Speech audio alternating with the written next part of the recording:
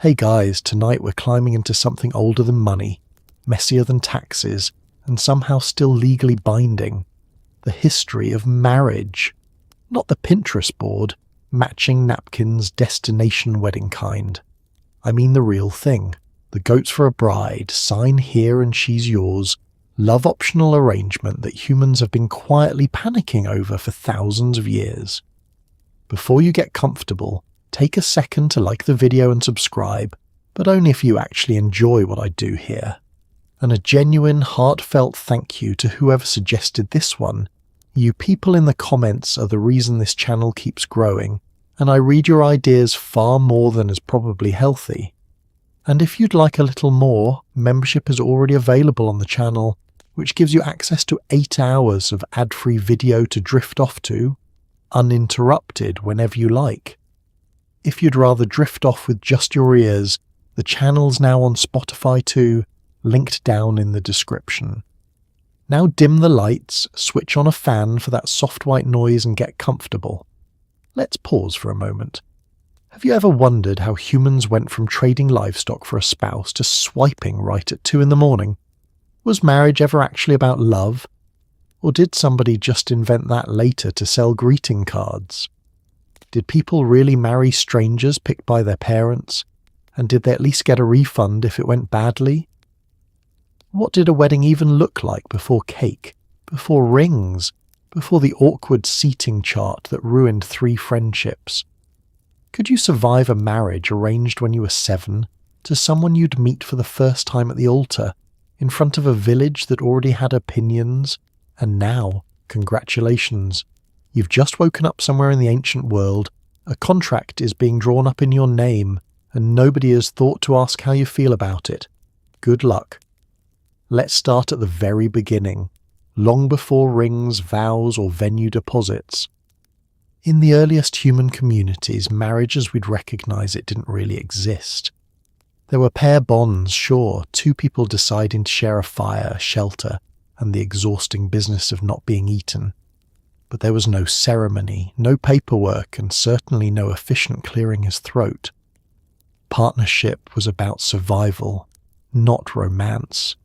You didn't fall in love so much as fall in with whoever was reliable, useful, and unlikely to wander off with your only spear. It wasn't glamorous, but it was the seed of everything that came after. Picture your world. You live in a small band of people, everyone related to everyone in ways that would take a modern family tree 3 sheets of paper and a headache to untangle. There's no privacy, no properties speak of, and no concept of a honeymoon unless you count sleeping slightly farther from the others one night.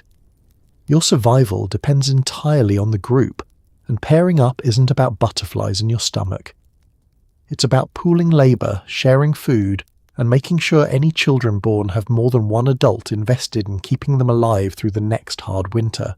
And children were, quietly, the entire point. In a world where a bad season could wipe out half your band, raising the next generation was the most important project anyone had. A stable partnership meant a better chance those children survived. So while nobody sat down and drafted rules, patterns still formed. People paired off. Bands traded members to avoid the awkward genetic consequences of everyone marrying their cousin.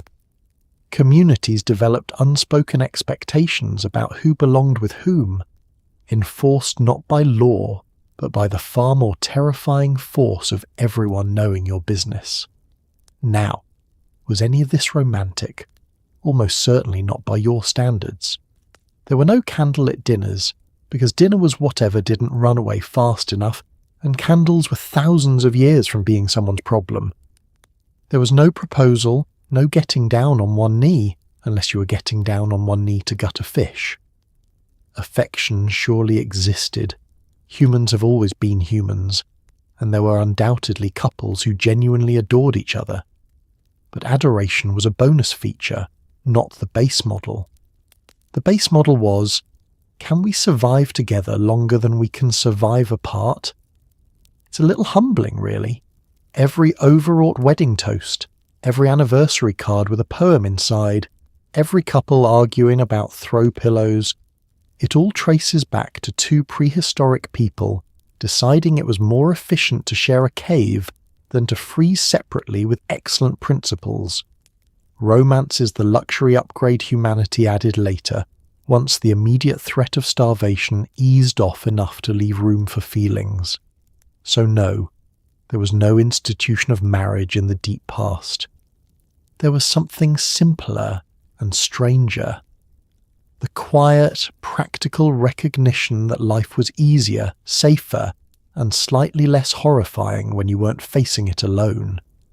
Everything else, the contracts, the ceremonies, the dowries, the drama, would be layered on top of this humble foundation over the following thousands of years, like an increasingly elaborate cake built on top of a very sensible slice of bread. But humans, being humans, could never leave a good thing simple. The moment we started accumulating possessions worth arguing over, someone was going to want it all written down. And for that, we head to the land between two rivers, where marriage got its first taste of bureaucracy. It's time to meet the inventors of the marriage contract, and no, it wasn't a love-struck poet. It was ancient Mesopotamia, where marriage was, quite literally, a legal transaction written into clay. Around 4,000 years ago, the Code of Hammurabi laid out the rules in delightfully unromantic detail.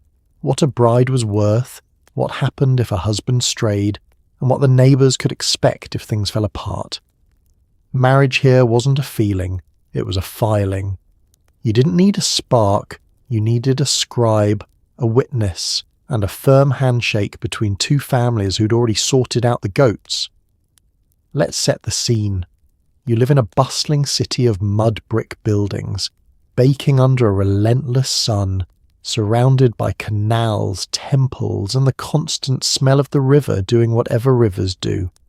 Your marriage begins not with a question, but with a negotiation, conducted largely by your parents while you stand nearby feeling less like a bride or groom, and more like a particularly promising piece of real estate.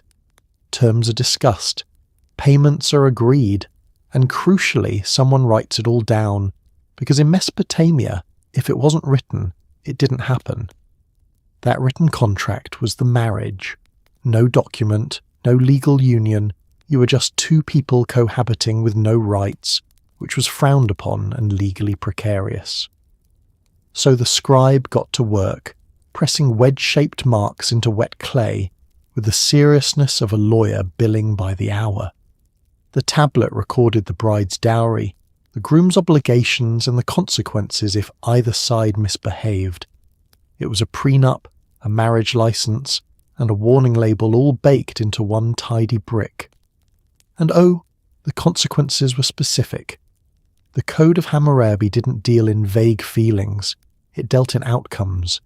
It spelled out what happened if a wife was neglected, if a husband took a second wife, if a woman couldn't have children, if someone was unfaithful, and what compensation was owed when things went sideways. Some of these laws protected women more than you'd expect, granting them property rights and financial security if a marriage dissolved. Others were brutally harsh in ways we'd find horrifying today. But the point stands. Marriage was a matter of enforceable law, not private affection. Think about how strange that would feel. Today you sign a marriage license almost as an afterthought, a bit of admin tucked between the ceremony and the open bar. In Mesopotamia, the contract was the ceremony. The romance, such as it was, came a distant second to getting the terms exactly right, because a poorly worded agreement could ruin two families for a generation. It's like buying a house where the mortgage paperwork is also the wedding, and honestly, given modern divorce statistics, they may have been onto something. There was even a concept of a trial arrangement in some cases, and remarriage after death or divorce was handled with the same methodical bookkeeping. Everything had a rule. Everything had a price. Everything had a clause. If you ever feel like modern weddings have become too transactional, take comfort. 4,000 years ago, your ancestors were literally writing your bride price into stone tablets and having witnesses stamp it with their personal seals. So marriage began its long career as a legal institution here, in the sun-baked cities between the rivers, one clay contract at a time. But the Mesopotamians weren't the only ancient people with strong opinions about who owed whom what. Because underneath every one of those contracts lay a very old question. Exactly how much is a spouse worth? And to answer that, we need to talk about the price. Let's talk about the price tag, because in much of the ancient world, love came with an invoice. The bride price was exactly what it sounds like. A payment made by the groom's family to the brides, often in livestock, silver, grain, or whatever wealth a family could scrape together. It wasn't seen as buying a person, at least not officially. It was compensation, a gesture, a guarantee of seriousness. Think of it as the world's oldest engagement gift, except instead of a diamond, it was 11 sheep and a promise not to embarrass anyone. Here's the logic, and it actually makes a grim kind of sense. When a daughter married, her family lost a worker, someone who fetched water, ground grain, tended animals, and generally kept the household from collapsing. The bride price compensated for that loss. It also proved the groom's family was serious and could support the new couple, because if you couldn't spare a few goats, how exactly were you planning to feed a wife? It was a financial background check paid in livestock. The specific currency varied wildly depending on where and when you lived. In some places it was cattle, the ancient equivalent of a solid investment portfolio on 4 legs. In others it was silver, grain, cloth, or tools. Among wealthier families the sums could be staggering, a public display of prestige as much as a payment. Among poorer families the bride price might be modest, negotiated down over many tense conversations, occasionally paid in installments like a very awkward layaway plan. And the negotiations, let's be honest, were the real event. 2 families would sit across from each other, everyone pretending to be reasonable while quietly calculating exactly how much they could squeeze from the other side. The bride's father would emphasize her many virtues, hard-working, healthy, from good stock. The groom's family would nod politely while trying to lower the number without causing a blood feud. It was part wedding planning, part hostage negotiation, and the couple themselves often had roughly the same input as the furniture. Now, before you get too smug about how far we've come, consider that the instinct never really died. The modern engagement ring, the lavish proposal, the expectation that one side demonstrates serious financial commitment before a wedding, these are the bride price's distant, glittering descendants. We just rebranded it, added rose petals, and pretended it was purely romantic. Somewhere, an ancient father counting out goats is nodding knowingly. The bride price also served as a kind of insurance. In some societies, if the husband later mistreated or abandoned his wife, the payment could be forfeited or complications could arise, giving her family a stake in how she was treated. It wasn't exactly a guarantee of a happy marriage, but it meant the groom had skin in the game, or rather, sheep in the game. Walking away from a marriage meant walking away from a small fortune, and few people were willing to do that lightly. Of course, it wasn't all noble economics. A high bride price could price young men out of marriage entirely, leaving them saving for years while their intended aged and their prospects dimmed. Ambitious families used it to climb socially. Desperate ones used it to survive. And the whole system rested on the uncomfortable premise that a person's worth could be calculated in livestock and measured against the going rate. But here's the twist that surprises people.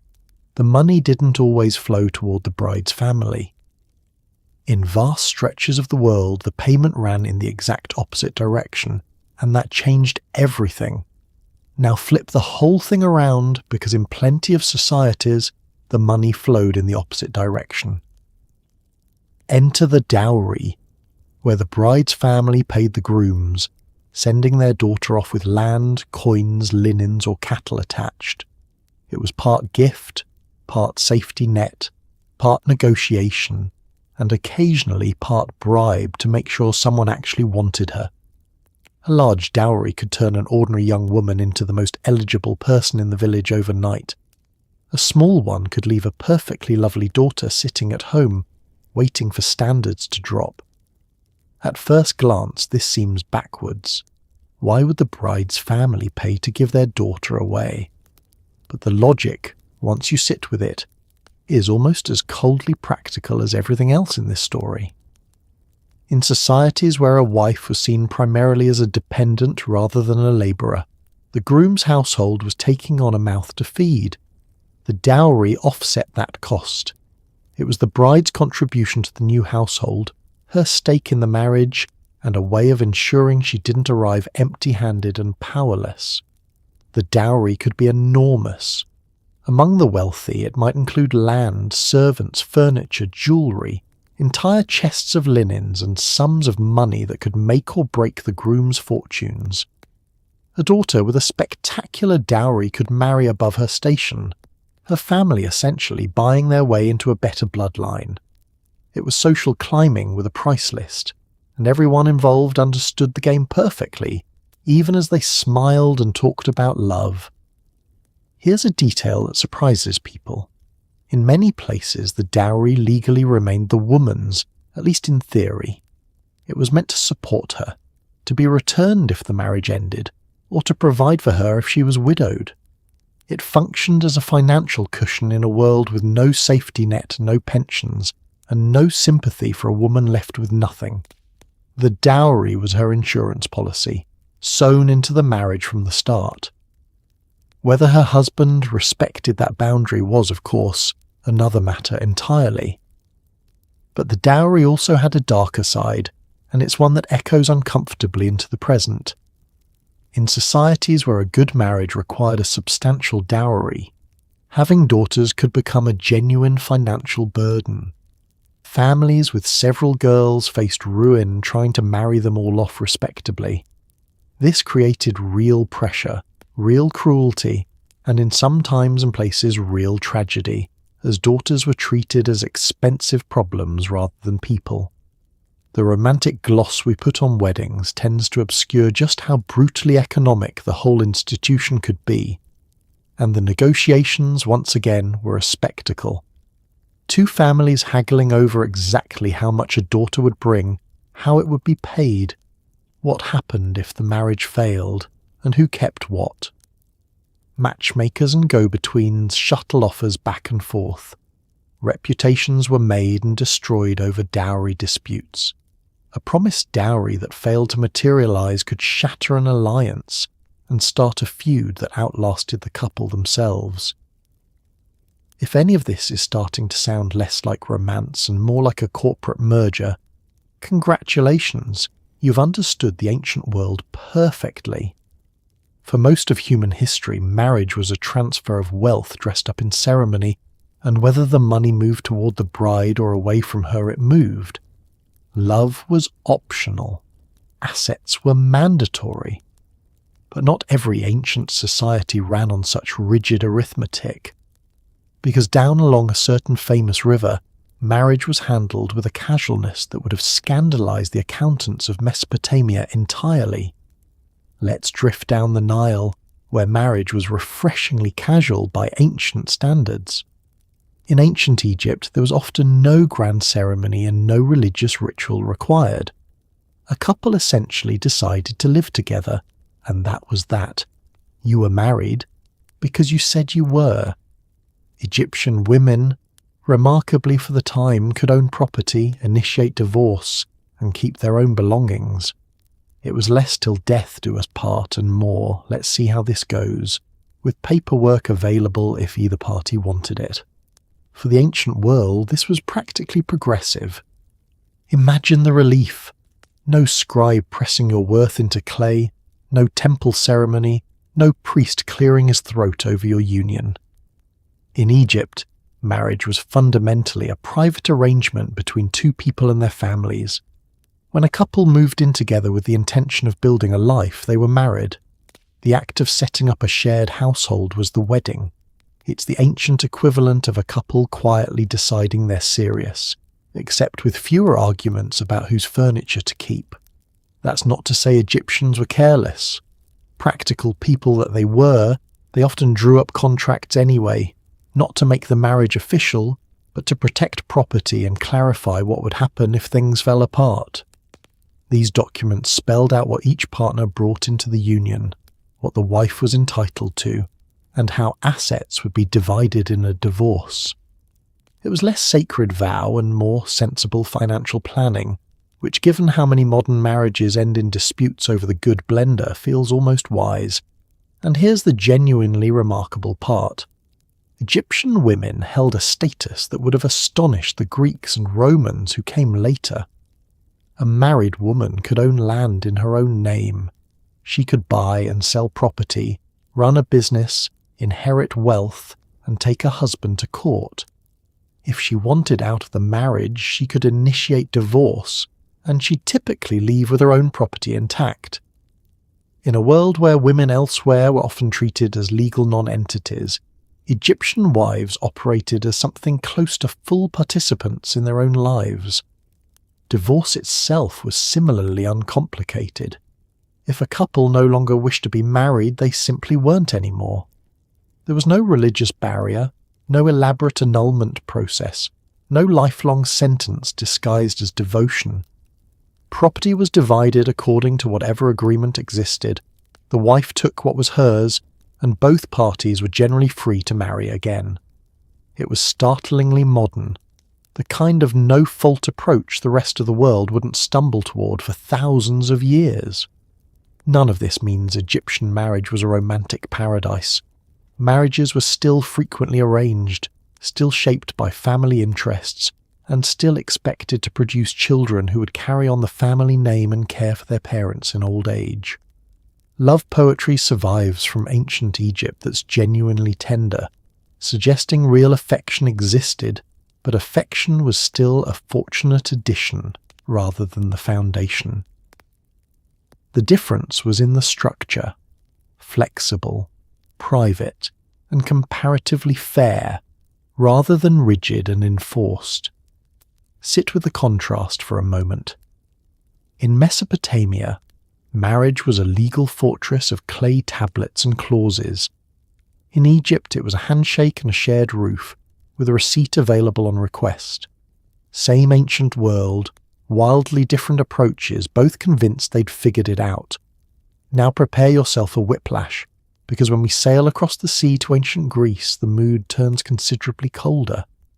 There, a wife's independence wasn't a feature. It was very nearly forbidden. Now cross the sea to ancient Greece, where marriage was serious, structured, and almost entirely joyless by design. For a Greek man, marriage was a civic obligation. You married to produce legitimate heirs and keep the household running, not to enjoy someone's company.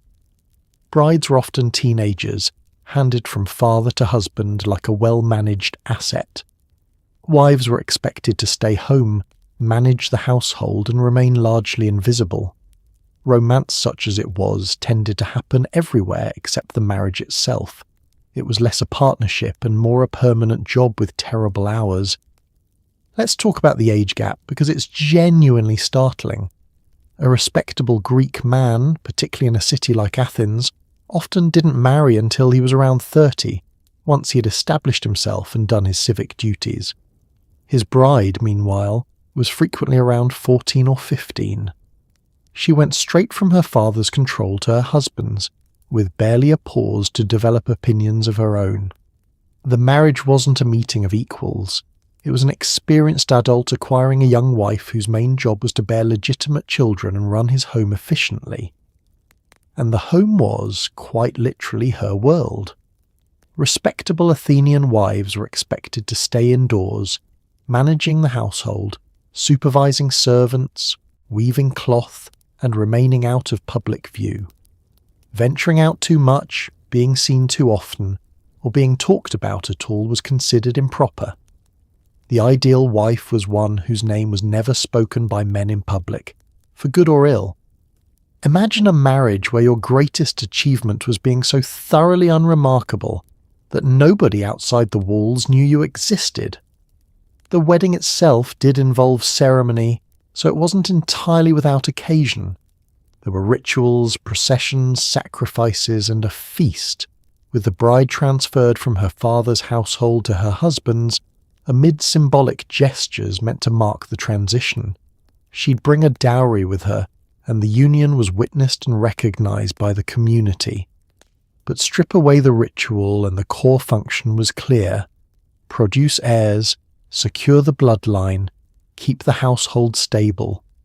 Feelings were not on the agenda, and frankly, weren't expected to be.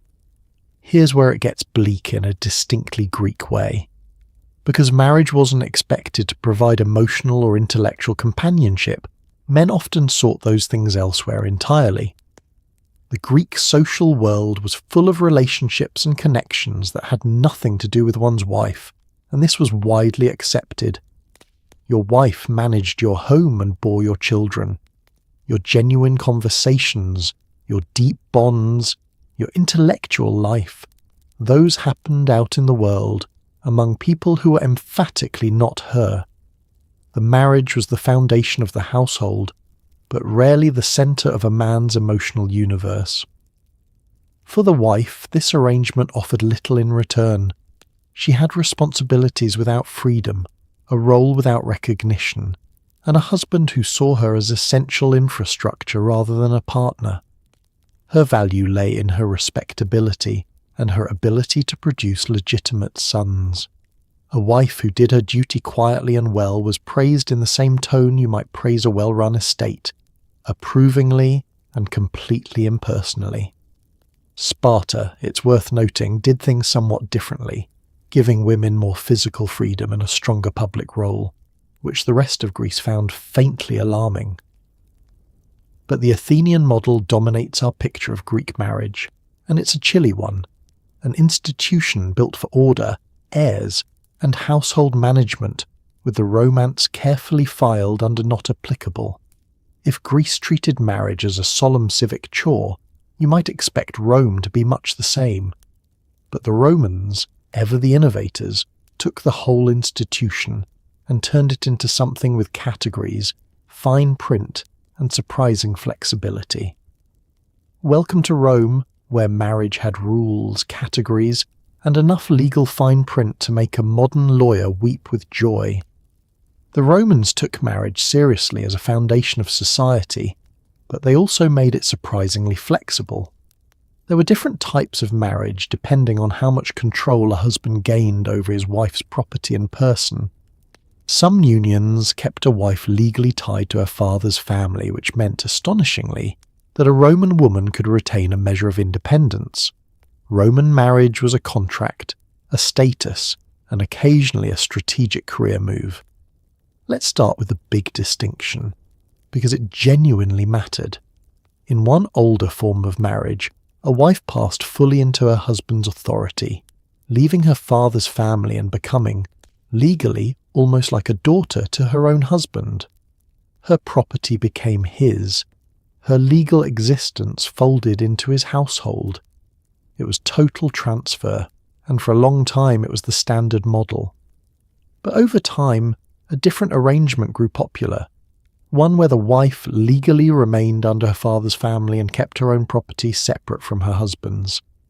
That second arrangement quietly changed everything. A woman married this way could own property in her own right, inherit wealth, and retain financial independence her Greek counterparts could only have dreamed of. Her dowry was managed with the expectation it would return to her if the marriage ended. She wasn't absorbed into her husband. She remained a distinct legal person with distinct legal assets. For the ancient world, this was remarkably sophisticated, and it produced some formidably wealthy and influential Roman women. Roman marriage also rested on a concept that sounds almost sweet until you examine it. A marriage existed because both parties intended it to. The union was fundamentally about mutual consent to be married, an ongoing agreement rather than a single binding act.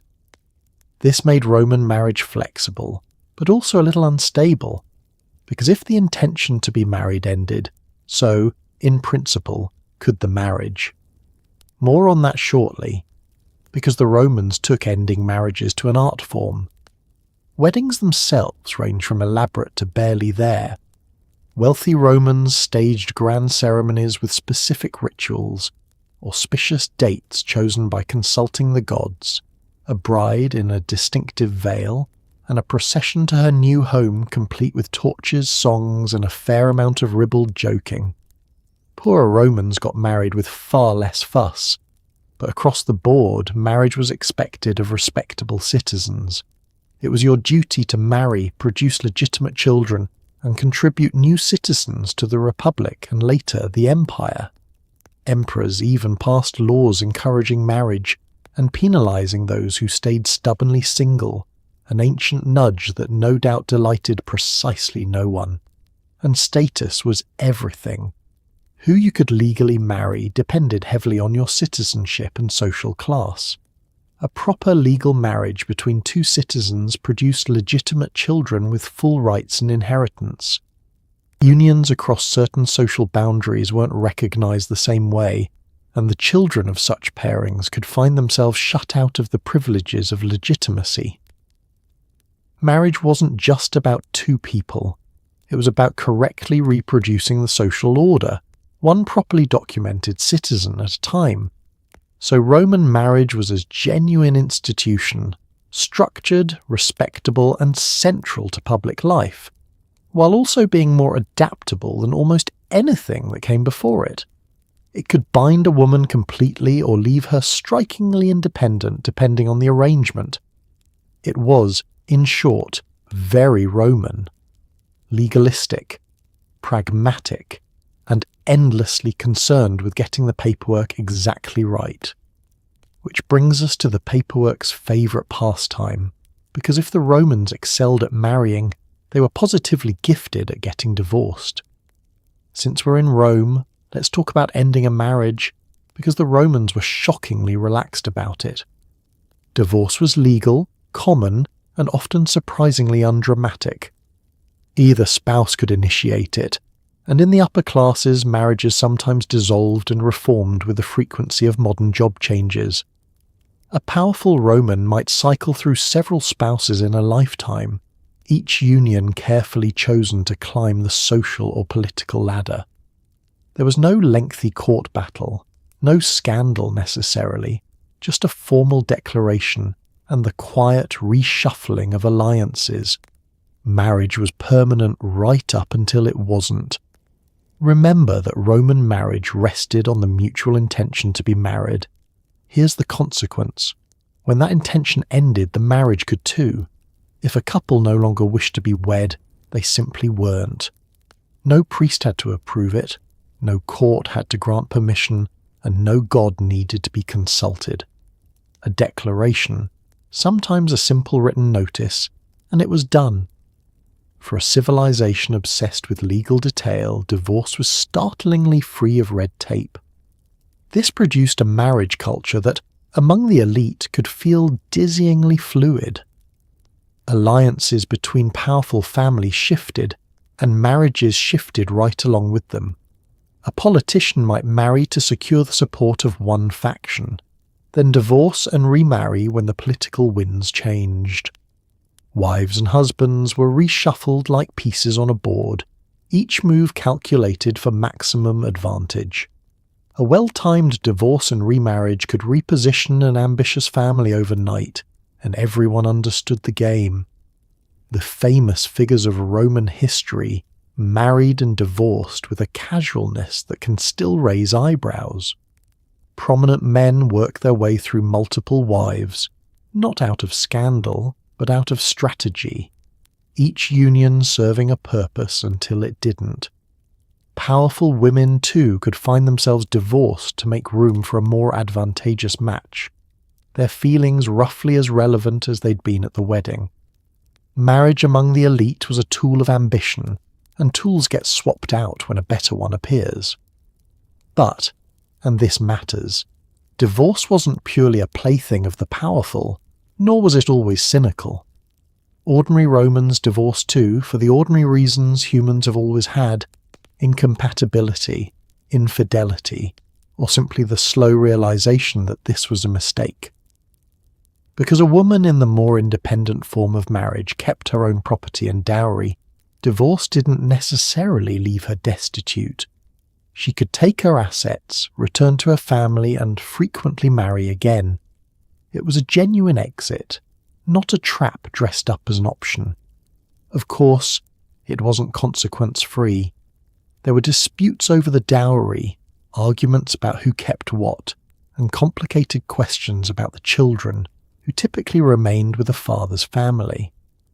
Divorce could strain alliances, wound pride, and generate the kind of gossip Romans adored.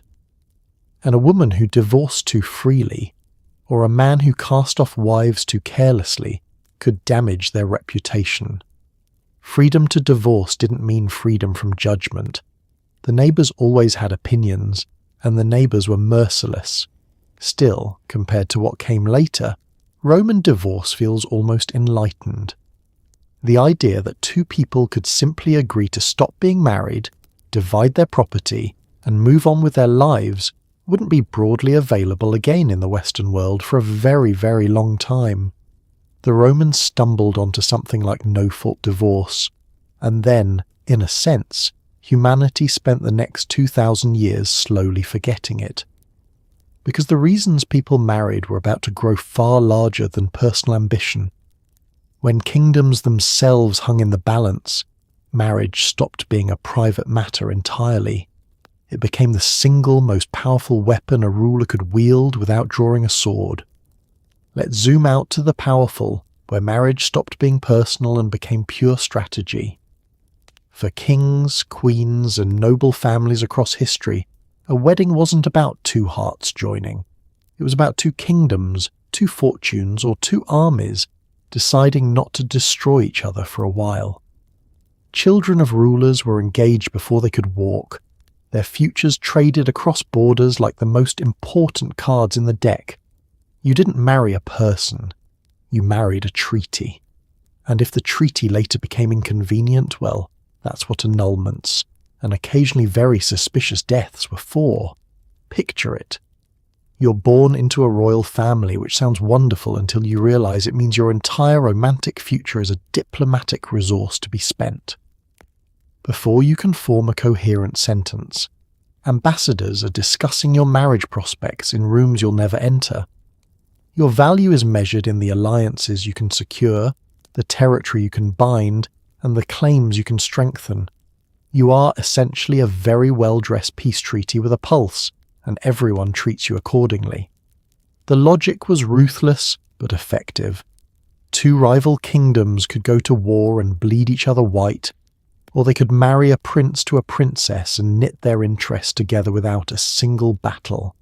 A strategic marriage could end a conflict, seal an alliance, secure a border, or plant a family's claim on a foreign throne for generations.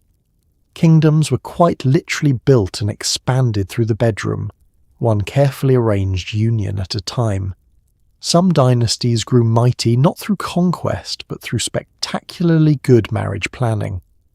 And the stakes made these matches almost unbearably tense. A queen's most important task was often to produce a male heir, and failure to do so could unravel everything. A marriage that produced no son could be declared cursed, annulled, or quietly abandoned in favour of a fresh arrangement with better prospects. Wives who couldn't deliver the required heir sometimes found themselves cast aside, imprisoned, or worse, their entire worth having hinged on a biological outcome nobody could actually control. It was a monstrous amount of pressure placed on a matter of pure chance. The children of these unions were raised knowing the truth from the start. They would marry whomever the family's interests required. Love was not merely irrelevant, it was potentially dangerous, a distraction that might tempt someone into an unadvantageous match. A prince who fell for the wrong person, or a princess who resisted her assigned husband, could jeopardize alliances that had taken years to arrange.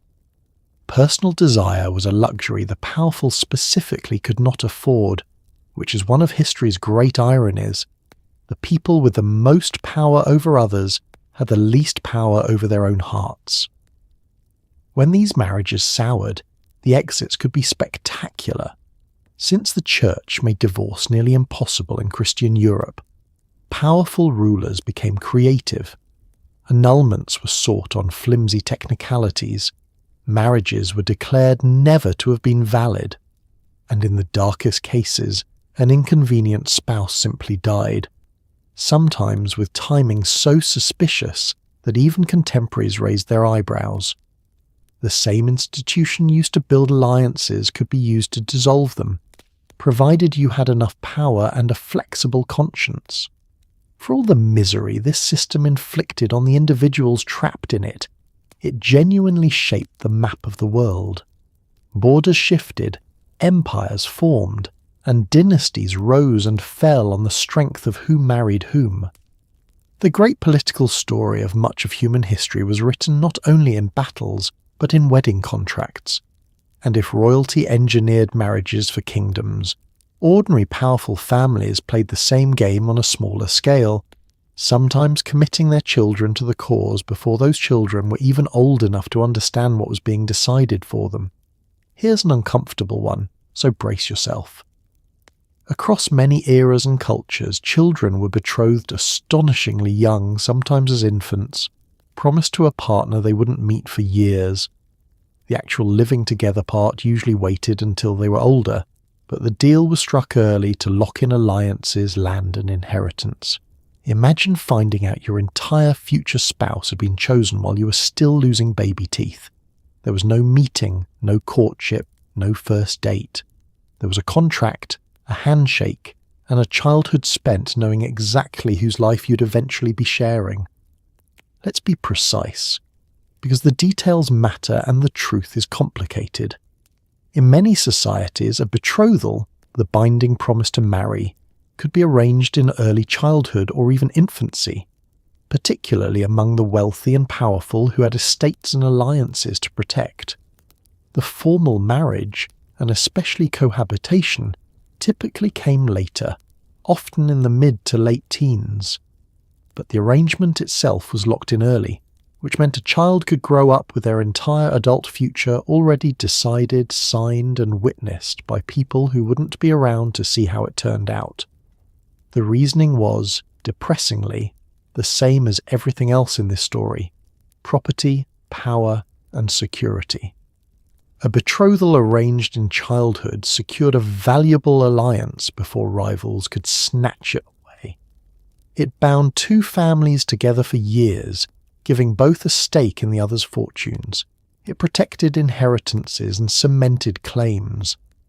For a noble family, waiting until children were grown to arrange marriages was a risk. The perfect match might be taken, the political situation might shift, the advantage might evaporate. Better to lock it in early and remove all doubt. For the children themselves, this meant growing up as the subjects of a plan they'd had no part in making. Some betrothed pairs were raised in awareness of each other, occasionally even brought up in the same household, so they'd be accustomed to their future spouse by the time the marriage arrived. Others didn't meet until close to the wedding, walking toward a stranger they'd been promised to before they could walk at all. Either way, the fundamental fact of your life was settled long before you had any say in it. Now it's worth resisting the temptation to picture the worst in every case, because reality was varied. Many of these early betrothals were treated as long engagements, with the genuine marriage delayed until the young people were considered ready. Some societies had customs meant to protect very young brides, and some betrothals could be broken if circumstances changed. Affection did sometimes grow between pairs raised toward each other, and not every arranged childhood match was a tragedy. But the underlying reality was still stark. Children were being committed to lifelong unions as instruments of family strategy, and the abuses were real. In too many times and places, girls in particular were married far too young. their childhoods cut short by the demands of an adult institution they were nowhere near ready for. The consequences range from lost education and stolen youth to genuine physical danger. It's one of the darker threads running through the history of marriage, and it deserves to be named plainly rather than softened by distance or nostalgia for simpler times. Those times were not simple, they were often brutal, especially for the young. What unites all of it, the infant betrothals, the strategic pairings, the childhood spent as bargaining chips, is the complete absence of the individual's choice, and yet for centuries, this was simply how the serious business of marriage was conducted, particularly for anyone with something worth protecting. But someone had to actually arrange all these matches to know which family paired well with which dowry sealed which deal, and that someone was a professional whose entire livelihood depended on pairing off strangers with unnerving accuracy, a figure we'll meet next. Long before algorithms decided who you'd fall for, there was the matchmaker, and they took the job very seriously. In cultures around the world, professional matchmakers studied families, fortunes, reputations, and horoscopes to pair people off with surgical precision. They knew every eligible person in the region, every family scandal, and exactly which dowry could seal which deal. Getting matched wasn't romantic. It was more like being audited by someone who also planned your wedding. And crucially, the goal was never your happiness. The goal was a stable, sensible arrangement that both families could live with. Picture the matchmaker at work. This was often an older woman, sharp-eyed and impossibly well-informed, who moved through the community like a walking database of marriageable people. She knew who had come of age, whose father had money troubles, whose daughter was known for her weaving, and whose son had a reputation that needed managing quietly. Nothing escaped her. In a world without profiles or photos, she was the search function, the reference check, and the negotiator all rolled into one formidable package. Her methods were rigorous in ways that would exhaust a modern dating app. She weighed family status against family status, made sure the social standing lined up, and calculated whether the dowry and the bride price could be reconciled without insulting anyone. In cultures that consulted the stars, she'd compare birth charts to check whether the couple was cosmically compatible. Because it wasn't enough to satisfy the families, you also had to satisfy the heavens. A match that looked perfect on paper could be scrapped over an unfavourable alignment nobody could argue with, and the discretion required was immense. A matchmaker held the secrets of dozens of families, and a single careless word could destroy a reputation or blow up a negotiation. She learned to hint, to suggest, to test the waters without committing anyone prematurely. Two families might explore a match through her for weeks before either side officially acknowledged interest, everyone maintaining plausible deniability in case it fell apart. It was delicate diplomacy conducted through a trusted go-between, and one wrong move could turn a promising union into a lasting grudge. Here's the part that surprises people. The matchmaker often had a genuinely good track record, at least by the standards of the time, because she wasn't matching for passion, she was matching for durability. She paired people of similar backgrounds, compatible families and comparable expectations, which meant the resulting marriages, whatever their emotional temperature, tended to be stable. Nobody was blindsided by wildly different values, because those had all been checked in advance. It was love engineering with the love part removed and the engineering cranked up to maximum. Of course, the couple themselves had roughly the influence of a rounding error. They might be consulted, might even be allowed a brief supervised meeting before things were finalised. But the real decision rested with the families and the matchmaker who served them. A young person's job was to trust the process, honour their parents' judgment, and hope the stranger chosen for them turned out to be tolerable. Objecting too strenuously was not merely rude, it could shame your entire family and jeopardise everyone's standing. the matchmaker's role persisted for an extraordinarily long time, and in various forms it never entirely disappeared. The instinct to have someone knowledgeable curate your options, filter out the disasters, and present only suitable candidates is exactly what modern matchmaking services and dating algorithm promise today. We simply replaced a shrewd old woman who knew everyone's business with a server farm that knows even more of it. But even the most skilled matchmaker operated within limits set by a far greater authority. Because in Europe, marriage was about to be claimed by an institution far more powerful than any village elder, one that would decide the rules for 1,000 years. Let's talk about the moment marriage got religion, because it changed everything. For centuries, marriage in Europe was largely a private, family-run affair that the church didn't much involve itself in. But over time, Christianity increasingly claimed marriage as a sacred institution, eventually declaring it a sacrament. Suddenly, your union wasn't just witnessed by your neighbours, it was witnessed by God, blessed by a priest, and far harder to escape. What had been a flexible arrangement between families slowly hardened into a lifelong heaven-sanctioned bond. The paperwork moved from the family to the altar. For a long stretch of early medieval life, this shift was gradual and incomplete. A great many marriages happened without a priest anywhere near them. Two people exchanged words of consent, perhaps in front of witnesses, perhaps by a roadside, perhaps in a tavern, and they were considered married. The church recognized these unions, but wasn't yet controlling them. Marriage was still fundamentally something people did to each other, not something an institution did to them. That would change, slowly and then decisively. As the centuries passed, the church tightened its grip. It began insisting that marriages be conducted properly, publicly, and with its blessing. It introduced the reading of bans, public announcements of an intended marriage repeated over several weeks, so that any objections, secret prior marriages or forbidden family relationships could be flushed out before the wedding.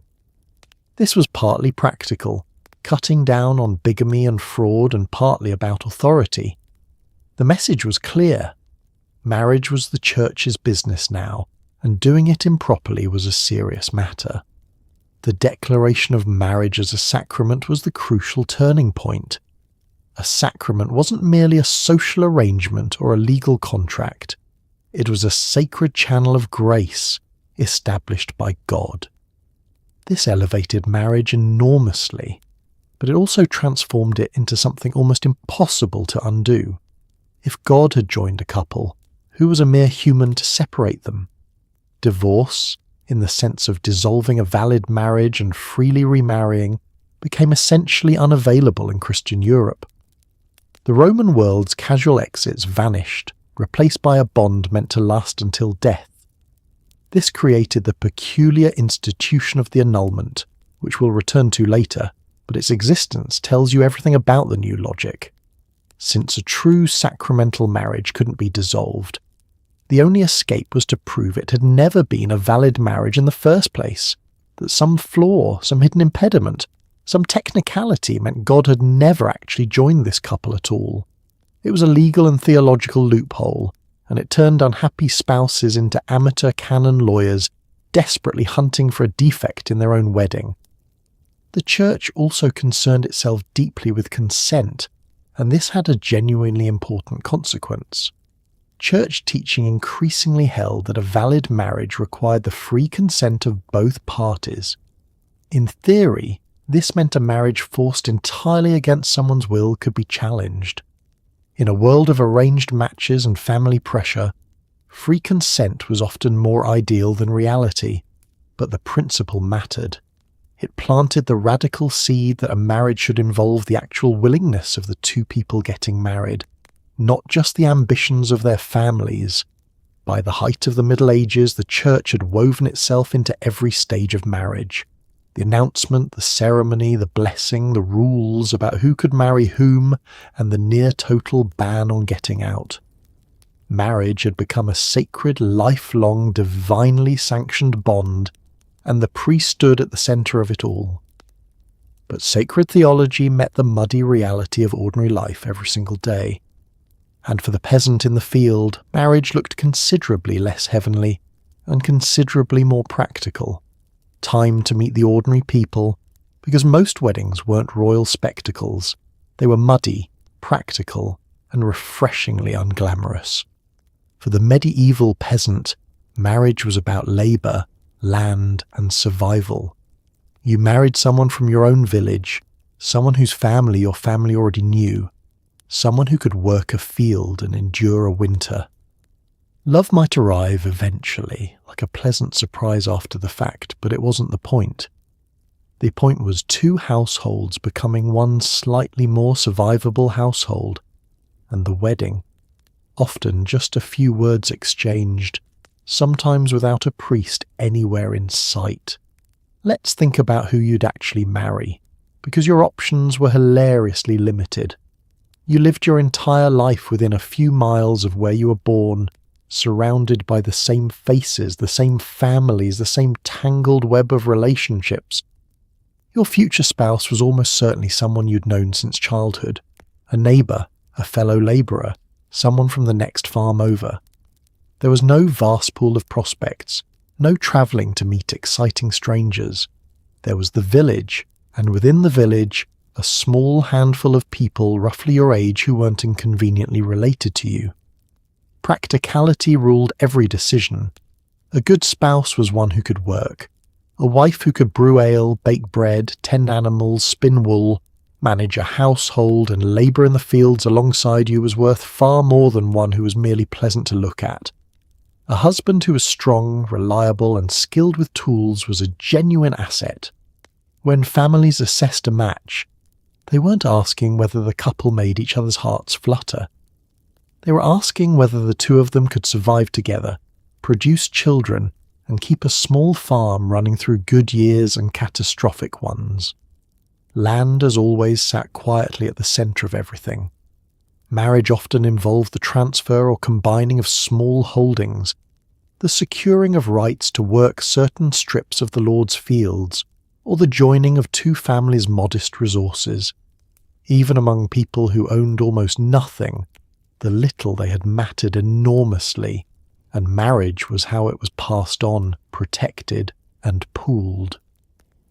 A well-matched peasant marriage could mean the difference between a family that scraped by and one that slowly slid into destitution. The wedding itself could be startlingly casual by our standards. Since a valid marriage fundamentally required the couple's consent, two people could, in principle, marry each other simply by exchanging vows, words of present consent, even without a priest or a church. These informal unions were common enough that the church spent considerable effort trying to bring them under proper supervision, insisting on bans, blessings, and public ceremonies. But in practice, plenty of peasant couples were married in ways that were more about the community's recognition than any formal rite. When there was a celebration, it was a village affair. A wedding meant a rare chance to feast, drink, and dance in lives filled mostly with grinding labour. Neighbours gathered, ale flowed, and for one day the relentless work paused. The couple might receive small gifts to help set up their household, a pot, some cloth, a few animals, practical contributions to a practical union. It wasn't lavish, but in a hard world, a wedding was a genuine bright spot worth savouring. And love? It genuinely happened, just usually in the wrong order. Affection frequently grew after the wedding, forged through shared struggle, shared children, and shared survival.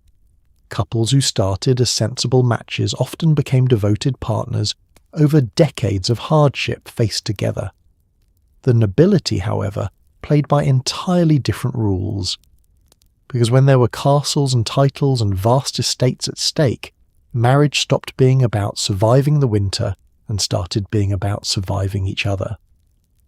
Now let's step into the drafty castle, where marriage among the nobility was serious business with very high stakes. For noble families, a marriage could win territory, forge a powerful alliance, or secure a bloodline for generations. Love was, at best, a rumour. Brides and grooms were selected for their family connections, their inheritances, and their usefulness to ambitions far larger than themselves. A well-arranged match could elevate an entire dynasty. A poor one could doom it. So the young couple stood at the altar, strangers to each other, while their parents beamed at what was essentially a very successful business merger. The difference in scale from the peasant marriage was staggering. Where a farmer combined two small plots of land, a noble marriage might combine two vast estates, joining territories, castles, and streams of income that supported hundreds of people. Where a peasant secured the family's survival, a lord secured the family's power for generations. The consequences of a good or bad match rippled outward across regions and down through decades. This was marriage as high-stakes statecraft, played by families who thought in bloodlines rather than lifetimes. Because so much rode on it, the selection process was ruthless and began early. Noble children were valuable pieces to be positioned advantageously, and their marriages were negotiated by parents, advisors, and sometimes overlords with interest of their own. A daughter might be promised to strengthen a tie with a rival family. A son might be matched to an heiress whose lands the family coveted. The young people involved were consulted rarely and obeyed always. To refuse an advantageous match was to defy your family's ambitions and your own duty, and few had the standing to do so. The dowry and the marriage settlement were negotiated with the intensity of treaty talks, because in effect they were. Enormous sums, extensive lands, and detailed arrangements about inheritance were hammered out in advance, often documented with exacting care. What the bride brought, what the groom's family guaranteed, what would happen to the property if either died, how future children would inherit, all of it was settled before the wedding, sometimes years before, by people focused entirely on advantage. Romance had no seat at that table. Producing an heir was the towering obligation hanging over every noble marriage. A legitimate son to inherit the title and lands was frequently the entire purpose of the union, and the pressure on a noble wife to deliver one was immense. A marriage that produced only daughters, or no children at all, could throw a family's future into crisis, sparking inheritance disputes, desperate manoeuvring, and sometimes the grim search for a way to set the marriage aside.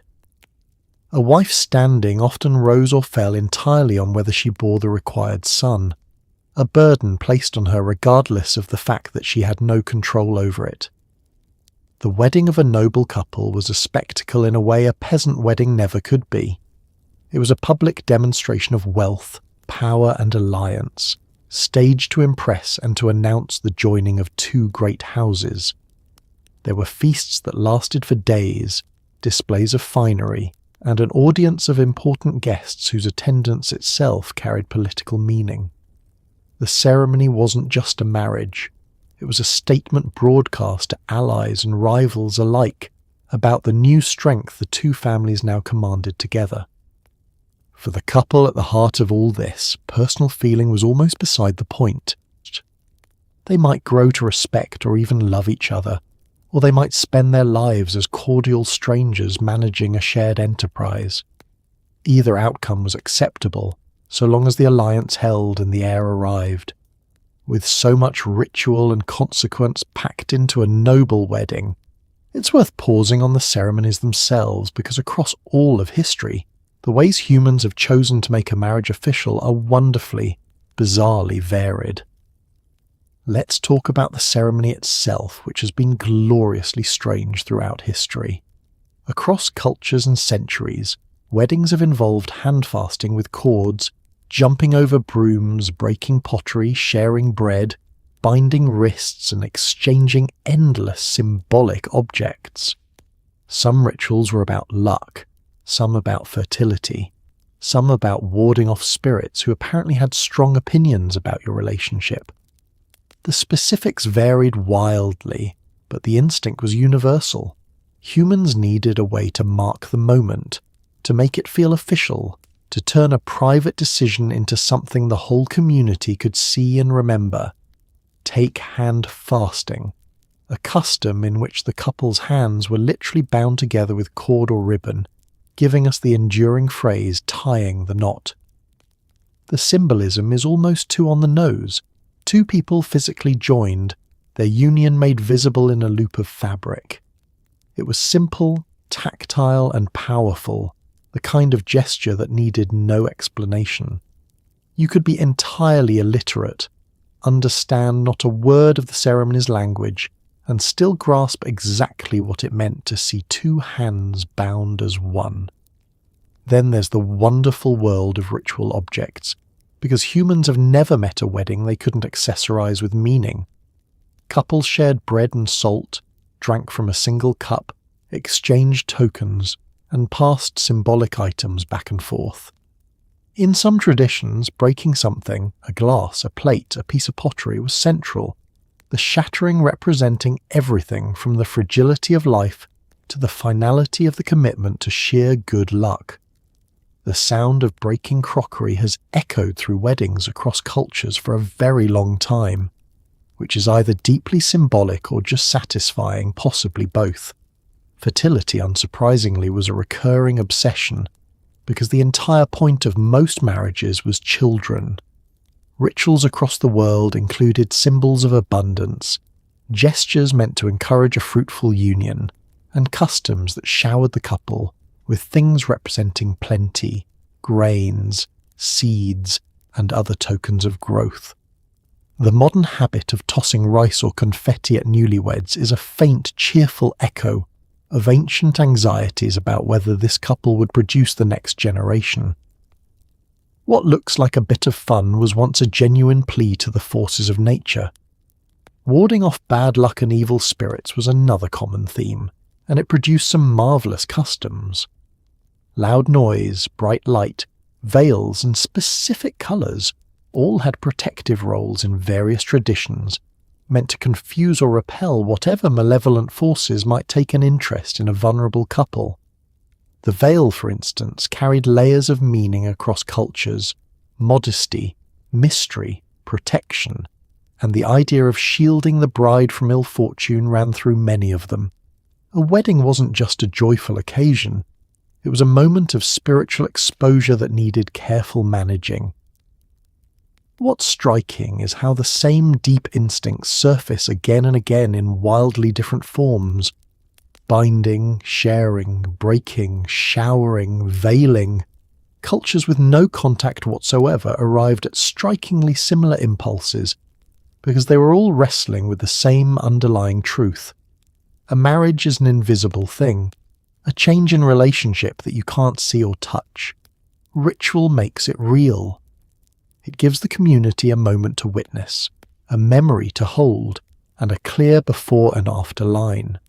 One moment you are two people, the next, after the knot is tied or the cup is shared, you are something new. And among all these objects and gestures, one small item would outlast nearly all the others, quietly circling the finger of married people for thousands of years, right up to the present day. Here's a small object with an enormous history: the wedding ring. The idea of a ring symbolizing marriage stretches back thousands of years, worn as a token of a bond that supposedly had no end, like the circle itself. Ancient peoples believed a particular finger contained a vein running straight to the heart. Charming, romantic, and completely wrong anatomically, but nobody checked. Over time, the ring became a near universal symbol, a portable announcement that you were spoken for. One small band doing the heavy lifting of signalling to the entire world, "Sorry, I'm taken." The symbolism of the circle did a great deal of work. A ring has no beginning and no end, no seam where it starts or stops, which made it an irresistible metaphor for a bond meant to last forever. In a world without written records for most people, A physical object that visibly declared this person is married was genuinely useful. It was information you wore on your hand, readable at a glance, needing no explanation. The ring said what a marriage certificate would later say, except it never got lost in a drawer. The famous belief about the ring finger is one of history's most charming errors. Ancient thinkers held that a particular finger contained a special vein, sometimes called the vein of love, running directly to the heart, making it the natural home for a symbol of devotion. It's beautifully romantic and biologically nonsense. There is no such dedicated vein, and every finger is connected to your heart in exactly the same unremarkable way. But the idea was too poetic to abandon, and it stuck around for millennia, shaping where people wear their rings to this very day. Early rings were far from the diamond-studded objects we picture now.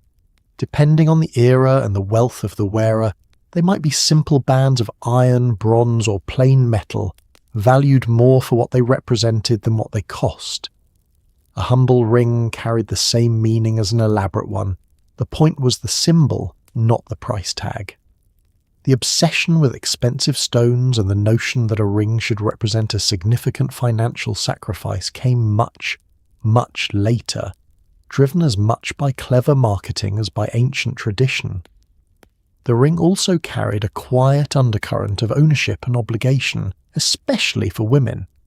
To wear one was to publicly declare yourself bound, off the market, committed. This was partly a lovely statement of devotion, and partly a practical piece of social signalling in a world where marital status governed enormous parts of your life. The ring told others how to treat you, what your responsibilities were, and where you stood in the community. It was affection and information fused into a single object, worn where everyone could see it. Over time, the custom spread and evolved, appearing in different forms across cultures and eventually becoming one of the most recognizable symbols of marriage on Earth. The exchange of rings during the ceremony became a central, emotionally charged moment, the instant when the abstract promise of marriage became a tangible thing you could slip onto another person's finger. Few gestures in the entire history of human ritual have proven so durable or so widely adopted. It's genuinely remarkable when you think about it. Empires have risen and fallen, entire religions have transformed, the very meaning of marriage has shifted beneath people's feet, and through all of it, a small metal circle has kept doing its quiet job. The wedding ring has outlasted almost every other custom in this story, a tiny, stubborn survivor of humanity's long romance with symbolism. But no ring was ever the main event. That honour belonged to the feast, the roaring, ruinously expensive celebration that turned a private union into the party of the century. Let's set the tables, because for most of history the wedding feast mattered as much as the wedding. In a world of hard work and lean times, a wedding was an excuse for the whole community to eat, drink, dance, and briefly forget how difficult everything was. Families would spend fortunes they didn't have to throw a feast that would be talked about for years. The bigger the celebration, the greater the honour and the deeper the debt. Some things never change. The couple was often exhausted, overwhelmed, and mostly just hoping everyone would eventually go home. Understand what a feast meant in a world of scarcity. For ordinary people, daily life was a monotonous grind of the same plain food, the same relentless labour, the same careful rationing against the fear of a bad harvest. A wedding shattered that monotony. Suddenly there was meat, when meat was rare. There was ale flowing freely, when every drop was normally counted. There was music, dancing, and the rare, delicious permission to simply stop working and enjoy yourself. For guests, a wedding wasn't just a celebration of a couple. It was one of the few genuine parties life offered. Because the feast carried so much social weight, families poured resources into it far beyond what they could comfortably afford. The size and richness of the celebration broadcast the family's status to the entire community. A generous feast earned respect, admiration, and goodwill. A stingy one invited whispers and quiet contempt. So families stretched, borrowed, and spent, treating the wedding as an investment in their standing. If this sounds familiar to anyone who has looked at a modern wedding invoice and felt faint, that's because the impulse is thousands of years old and shows no sign of dying. The feast was also a communal obligation, as much as a celebration. Guests came bearing gifts, contributions and help, food for the tables, small items for the couple's new household, labour to prepare the event. In tight-knit communities, a wedding was something the whole village participated in creating, not merely attended. This spread the enormous cost and effort around, and it wove the new marriage into the community's fabric. By eating at the feast and giving to the couple, everyone acknowledged and supported the union. The party itself was a form of witness. For the wealthy and powerful, the wedding feast reached extraordinary heights. Noble celebrations could last for days, featuring lavish displays of exotic foods, entertainment, and finery designed to awe important guests and announce the family's might. These were political events as much as parties, where alliances were affirmed and status was displayed in the most literal, edible form. The sheer excess was the message. Look at what we can afford. Look at how many powerful friends we command. Look at the strength of the houses now joined. And the celebrations could get raucous. Wedding feasts throughout history were known for their revelry, their drinking, their bawdy humour, and their occasional descent into chaos. The combination of abundant alcohol, high emotion, and a crowd freed from daily restraint produced exactly the kind of scenes you'd imagine. There were toasts and songs, games and jokes at the couple's expense, and a general atmosphere of unleashed festivity that could tip into disorder as the ale ran low and the night ran long. Through all of it, the newlyweds themselves often occupied a strange position, the centre of attention yet somehow bystanders at their own party, exhausted by ceremony and scrutiny, subjected to endless well-wishing and teasing. Then, as now, plenty of couples surely spent the height of their celebration quietly wishing everyone would finally go home so the marriage could actually begin. Yet even the grandest feast assumed one thing that we'd find strange today, that a marriage meant one husband and one wife. Because across much of the world, marriage came in larger numbers. Let's address the arrangement that surprises a lot of people. For much of human history, in many parts of the world, marriage didn't mean just two. Polygamy, most commonly one man with multiple wives, appeared across numerous cultures, often tied to wealth, status, and the ability to support a large household. It was frequently a symbol of power. The more spouses, the more prestige. It was rarely simple, of course, since managing multiple marriages meant managing multiple households, multiple in-laws, and a truly heroic amount of domestic diplomacy. Monogamy, in the grand scheme, is just one option among many humans have tried. Let's be clear about the scale of this, because it wasn't a fringe practice. Across vast stretches of history and geography, marriage to multiple wives was accepted, legal, and often prestigious. It appeared in societies all over the world, woven into their laws, customs, and religions. Monogamy as the sole legitimate form of marriage, the arrangement many people today assume is simply natural and universal, was actually one particular tradition among several, and its dominance in some regions was the result of specific cultural and religious history, not some inevitable human default. The logic behind polygamy was frequently economic and tied directly to power. Supporting multiple wives and the many children they'd bear required substantial wealth. That meant only prosperous and powerful men could realistically afford it, which turned multiple marriages into a visible display of status. A ruler or wealthy man with many wives was demonstrating his resources and importance in the most tangible way. It also served practical purposes, producing many children to secure a lineage, forging alliances through multiple marriages, and building a large, productive household. For rulers especially, multiple marriages were a tool of statecraft.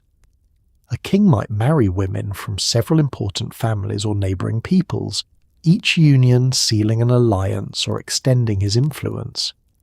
In this way, polygamy functioned much like the political marriages we discussed earlier, only multiplied.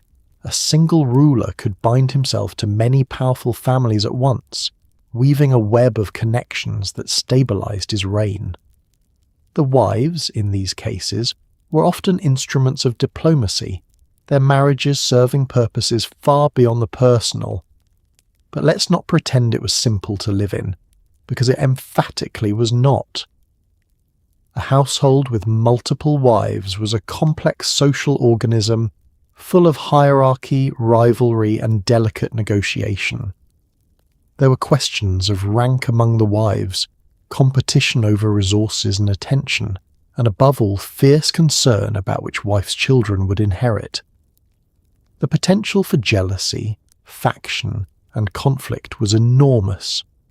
Managing such a household demanded constant diplomacy, and the tensions between wives and between their children could shape, and sometimes destroy, dynasties. It's worth noting that the far rarer arrangement of one woman with multiple husbands also existed in certain societies, usually in specific circumstances such as scarce resources, or the desire to keep land undivided among brothers. This was never as widespread as its counterpart, but its existence is a useful reminder that humans have experimented with marriage in more configurations than we often assume. The idea that marriage has always and everywhere meant the same thing simply doesn't survive contact with the historical record. Over time, various forces, religious, legal, and cultural, pushed many societies toward monogamy as the required norm, and in much of the world, multiple marriage was eventually restricted or banned. But for enormous portions of human history, in enormous portions of the world, a marriage might well include several spouses, and nobody found this remarkable in the slightest. Of course, whatever form a marriage took, the same difficult question eventually arose in every one of them. What do you do when it goes wrong?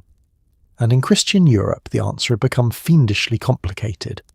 So what happened when a marriage went wrong, and the Church had declared it eternal? Things got complicated. In much of Christian Europe, divorce was nearly impossible, so the desperate turned to annulment, a declaration that the marriage had never truly, legally existed in the first place. This led to some spectacularly creative arguments about distant cousins, secret prior promises, and technicalities nobody had mentioned at the wedding. For the wealthy and powerful, an annulment was an expensive escape hatch. For everyone else, an unhappy marriage was often simply a life sentence, endured quietly until one party had the good grace to die. Remember the Church's logic. A valid sacramental marriage was joined by God and could not be dissolved by humans. This slammed the door on divorce as the Romans had known it. There was no simply agreeing to part and marrying someone new. If your marriage was valid, you were stuck in it, full stop, no matter how miserable, cruel, or loveless it had become. For a great many people, that meant enduring an intolerable situation for decades with no legitimate way out. The bond was for life, and life could be very long and very unhappy. The annulment was the loophole this system inevitably produced. Since a genuine marriage couldn't be dissolved, the only escape was to prove it had never been genuine, that some flaw made it invalid from the very beginning, so that in the eyes of the Church the couple had never really been married at all. This turned desperate spouses into frantic investigators of their own weddings, hunting for any defect that might unlock the door. The grounds could be surprisingly technical, and that technicality became the whole game. One favourite avenue was consanguinity, being too closely related. The Church forbade marriage between relatives within certain degrees, and these rules were broad and complicated enough that, with sufficient genealogical digging, an inconvenient family connection could often be unearthed. Suddenly a couple who'd been married for years discovered they were, technically, too closely related to have married in the first place, rendering the whole thing void. That this relationship had been perfectly well known at the wedding and objected to by no one somehow became irrelevant when an exit was desired. Other grounds included claims that one party had been forced into the marriage against their will, that a prior secret betrothal or marriage existed, or that the marriage had never been properly consummated. Each of these could, if proven, mean the marriage had never truly taken hold. The arguments could become genuinely absurd, elaborate constructions designed to reach a predetermined conclusion, with everyone involved politely pretending this was a sincere inquiry into validity rather than a well-funded quest for freedom. And funding was the crucial word, because annulments were realistically available mainly to the wealthy and powerful. Pursuing one required money, influence, legal expertise, and often connections reaching to the highest levels of the church. A powerful noble or a monarch with a compelling political motive could marshal the resources to make an annulment happen. An ordinary person trapped in a wretched marriage had no such options. For them, the theoretical loophole might as well not have existed. They simply endured. This vast gap between the powerful and everyone else is one of the quiet cruelties of the era. The same rigid rules that condemned a peasant to a lifelong miserable marriage could be bent, at great expense, for a king who needed to rearrange his alliances. Marriage was eternal, unless you could afford to prove it never happened. That single tension between the marriage bond and the immense power of those who wanted to escape or reshape it would eventually help crack Christianity itself. But before we reach that upheaval, we need to examine what marriage actually did to a woman's legal existence, because the answer is genuinely chilling. Here's a legal horror story dressed up as tradition, under a doctrine called coverture, which shaped law in England and beyond for centuries. A married woman's legal identity was essentially absorbed into her husband's. She couldn't own property in her own name, sign contracts, or keep her own earnings. In the eyes of the law, husband and wife were one person, and that person was, conveniently, the husband. A woman could go from being an independent individual to a legal ghost the moment she said her vows. It wasn't a partnership so much as a disappearing act. Let's walk through exactly what this meant, because the details are stark. An unmarried woman, at least in principle, had certain legal capacities. She could own property, enter contracts, and act as a legal person in her own right. The moment she married, under coverture, much of that vanished. Her legal self was, in the language of the doctrine, covered by her husband. The two became one in law, and there was no doubt about which one. Her separate legal existence was suspended for the duration of the marriage. The property consequences were sweeping. Whatever a woman brought into the marriage, and often whatever she earned or acquired during it, came under her husband's control. Personal property could become his outright. Any wages she earned were legally his to take. She could not, in general, buy, sell, or manage property independently, make a will freely, or enter contracts on her own account. A woman might work hard and generate real income, and in the eyes of the law that money simply belonged to her husband. Her economic independence didn't just shrink, it was legally erased. This produced situations that seem almost surreal from a modern vantage point. A married woman generally couldn't sue or be sued in her own name, because legally she wasn't a fully separate person who could stand alone in court. Her husband typically had to be involved. In practical terms, this meant a wife had extraordinarily limited power to defend her own interests, pursue her own claims, or act independently in the legal world. She existed in law largely through her husband, like a satellite with no orbit of its own. The doctrine rested on an idea that was presented as natural and even harmonious, that marriage united a couple so completely that they became a single legal entity, with the husband as its head and representative. Dressed up this way, coverture could be framed as a kind of unity rather than a subjugation. But strip away the flattering language and the reality was plain. One partner retained full legal personhood and control, the other was folded into him and stripped of independent standing. Calling it unity didn't change who held the power. The consequences for women trapped in bad marriages were severe. A wife with a cruel or reckless husband might watch him squander property that had once been hers, with little legal recourse. Escaping such a marriage was already nearly impossible under the era's divorce laws, and coverture ensured that even within the marriage she had scant independent power to protect herself or her children. Her financial security, her ability to act, her very legal voice, all of it was bound up in the man she'd married, for better or, far too often, for worse. Coverture endured for a remarkably long time, shaping the lives of countless women across generations.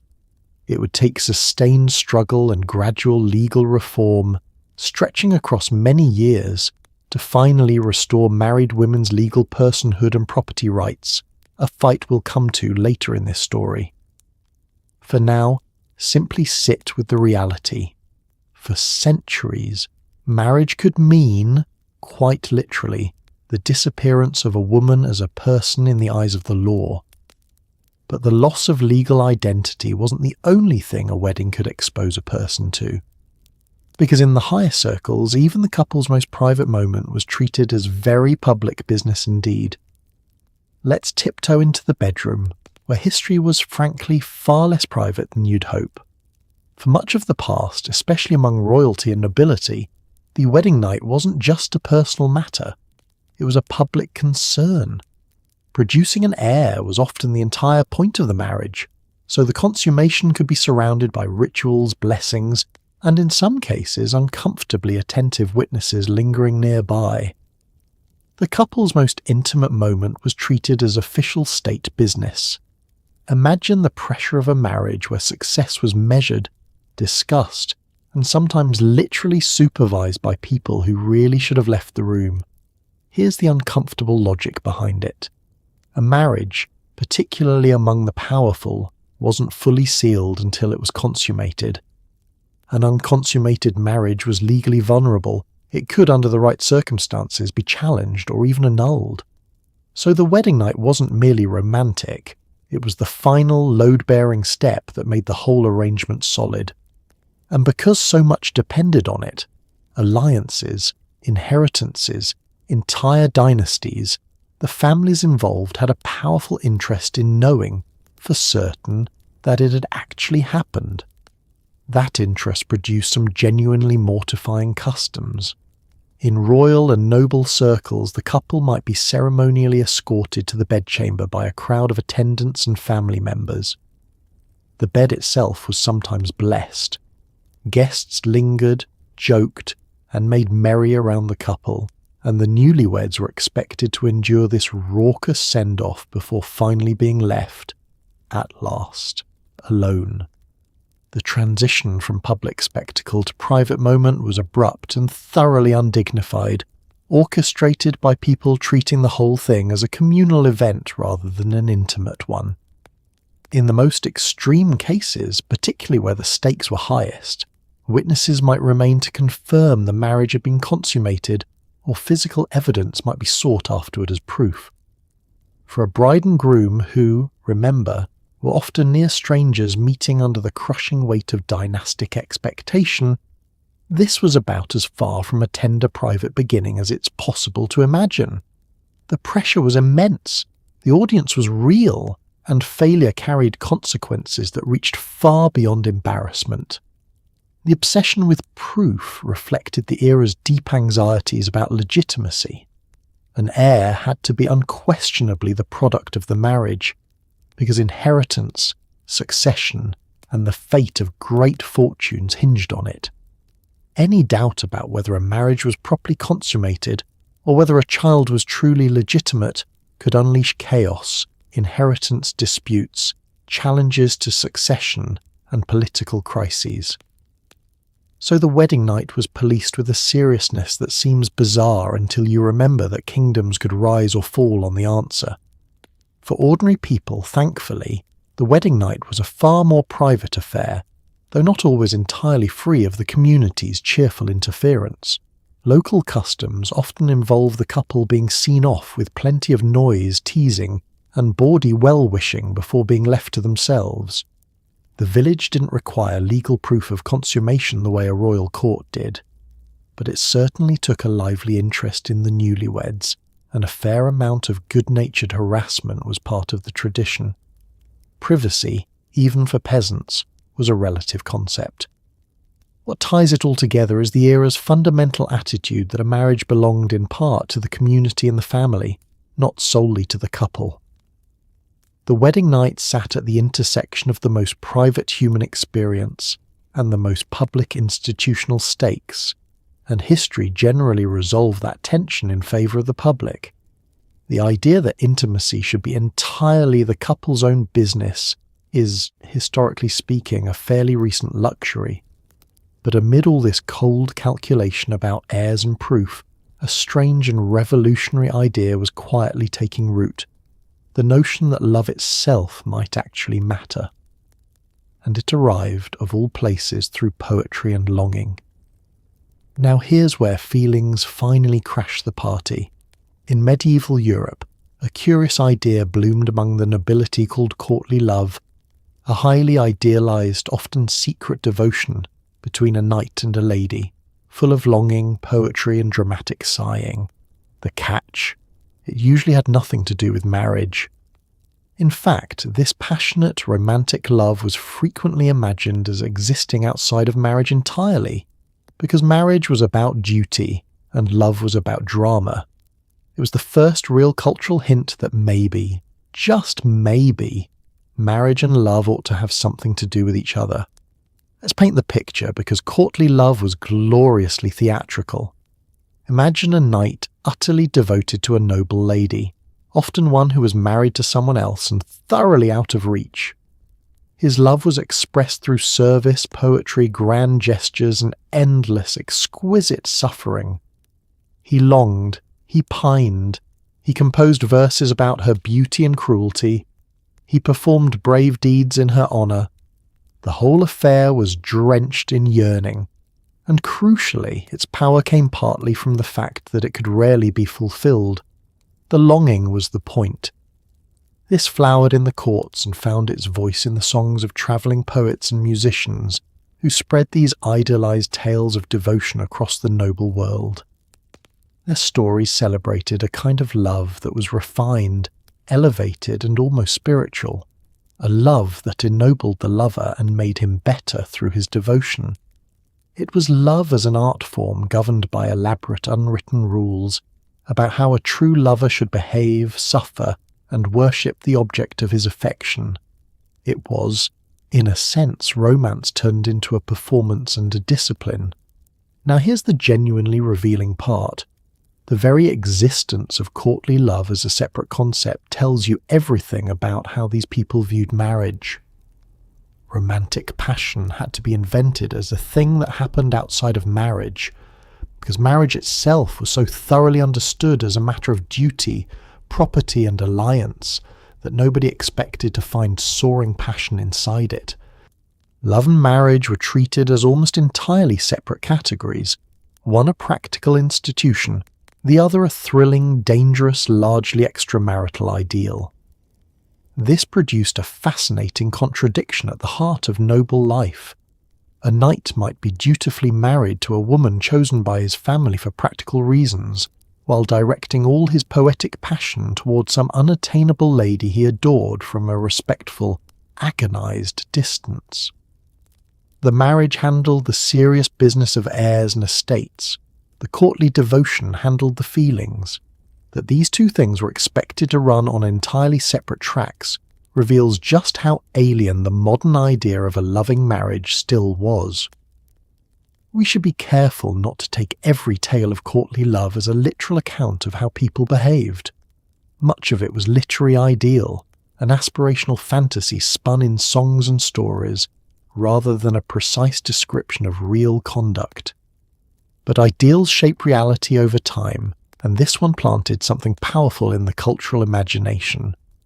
It gave romantic love a language, a dignity, and a central place in art.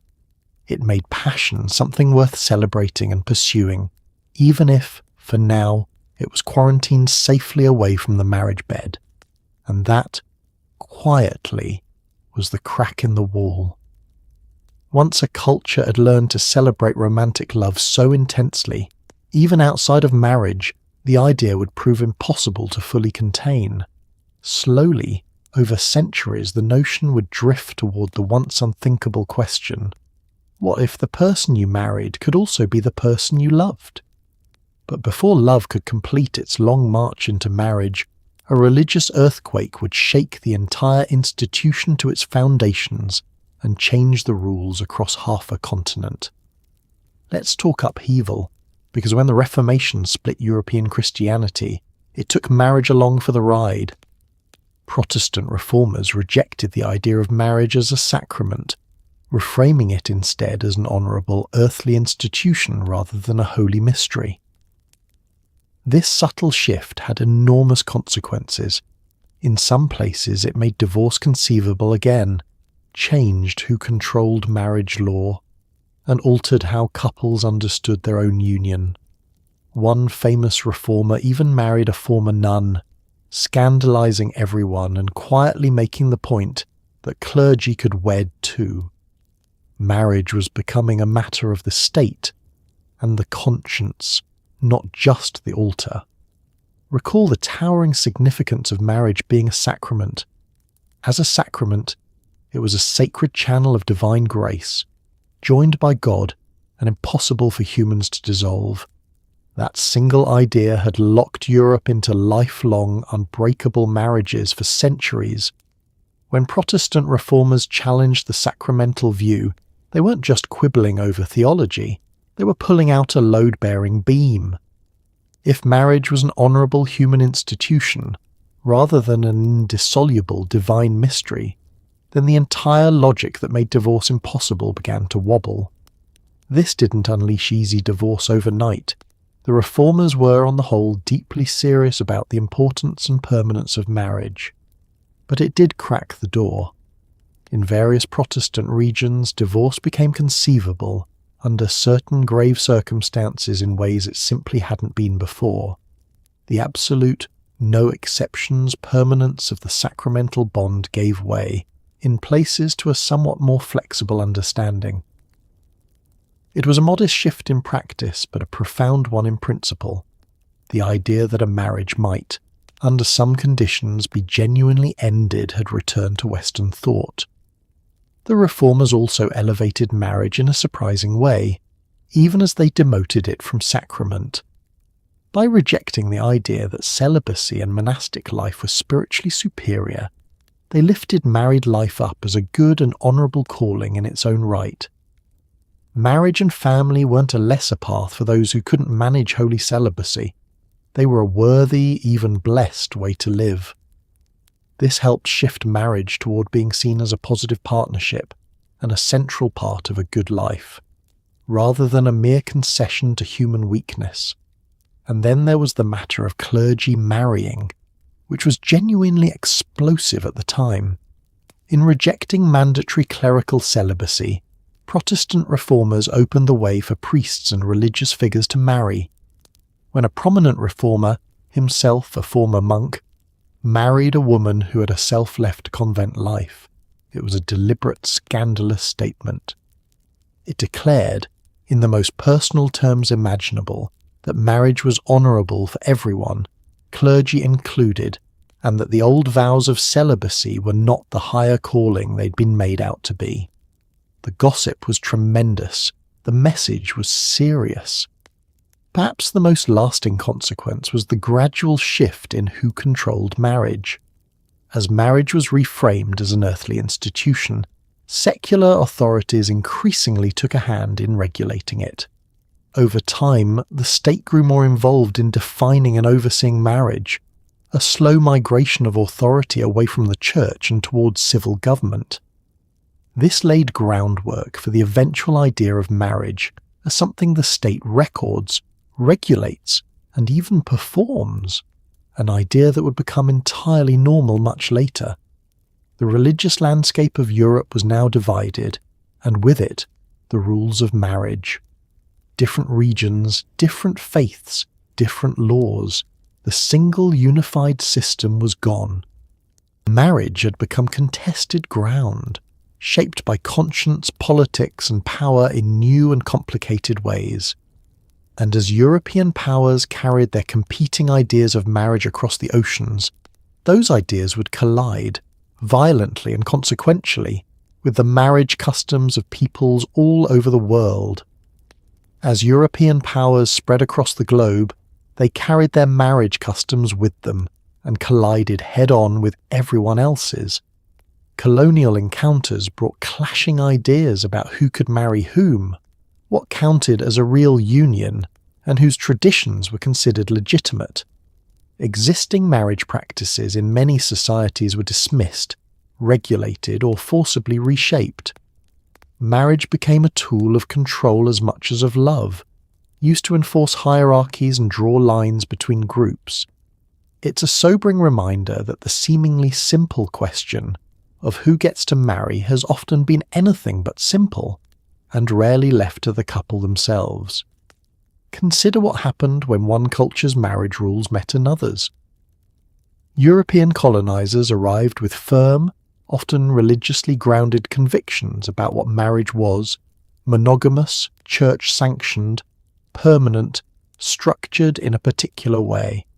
They encountered societies all over the world with their own long-established, perfectly coherent marriage systems, different ceremonies, different rules about multiple spouses, different understandings of what bound a couple together and what could dissolve it.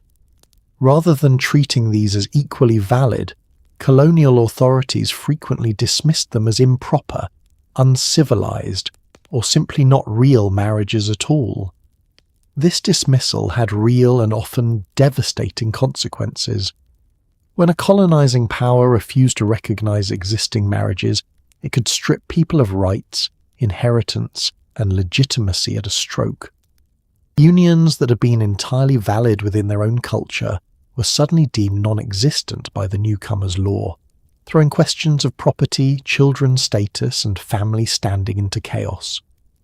The power to decide what counted as a marriage was, in effect, the power to reshape entire societies, and colonial authorities wielded it accordingly. Marriage also became a tool for drawing and enforcing boundaries between groups. Across various colonial settings, laws governed and often restricted unions between different populations, using marriage to maintain hierarchies and keep divisions rigid. Who was permitted to marry whom became a matter of law backed by real force, designed to preserve the social order the colonizers wished to impose. Marriage, that supposedly personal bond, was pressed into service as an instrument of control, sorting people into permitted and forbidden categories.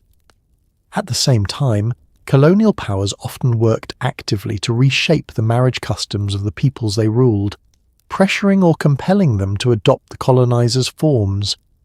Practices such as multiple marriage were frequently targeted for suppression, and the colonizers' model of a proper marriage was promoted or imposed as the civilized standard. This was cultural transformation enforced from above, remaking intimate life to fit foreign expectations. The effects rippled through generations, disrupting traditions that had endured for centuries. It's worth sitting with how strange and consequential this is. Marriage, which we might imagine as the most personal of arrangements, became a frontier of power in the collision of empires and peoples. The rules were set not by the couples, but by distant authorities with their own agendas, and those rules could grant or deny recognition, rights, and legitimacy to millions of people. The question is this: a real marriage? Turned out to carry enormous weight, and the answer was too often dictated by whoever held the power. This chapter of the story is less about romance than about how thoroughly marriage has always been entangled with power, law, and control. Far from being a purely private matter, it has repeatedly been a battlefield where larger forces fought over the shape of society itself. The intimate and the political have never been as separate as we like to imagine. Yet even amid all this control, back in Europe a softer and stranger transformation was underway, one that would wrap marriage in more sentiment and higher expectations than any age before it. Enter the Victorians, who took marriage and wrapped it in so much sentiment it could barely breathe. In the 19th century, a powerful ideal took hold: marriage as a sacred, loving refuge, with a devoted wife tending the home as its moral heart. It sounded lovely on a greeting card. In reality, it locked women into a narrow role and set impossibly lofty expectations.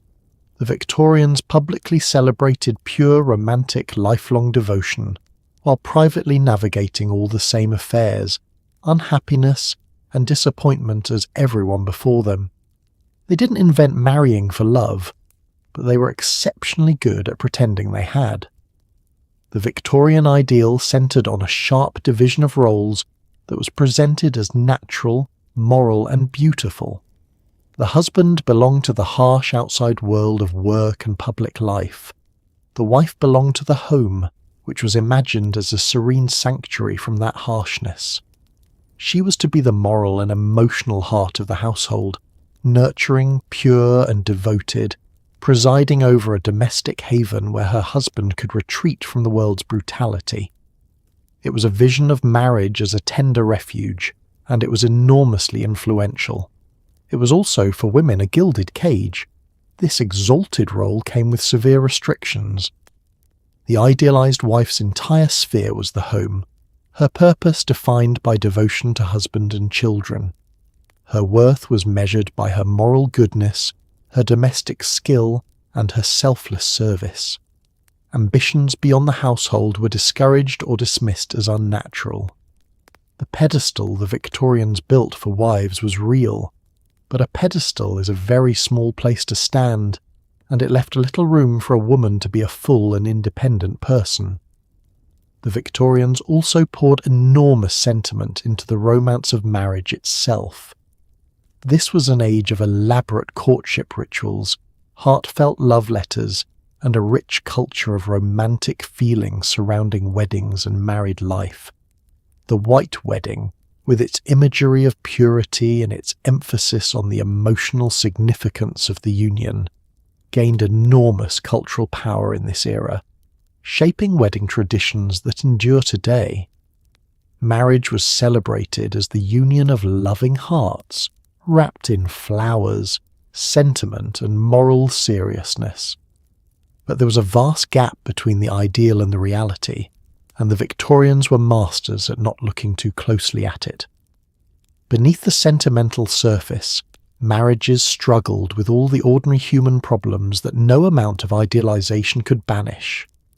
There were unhappy unions, unfaithful spouses, cold and loveless households, and women trapped in miserable circumstances with little power to escape.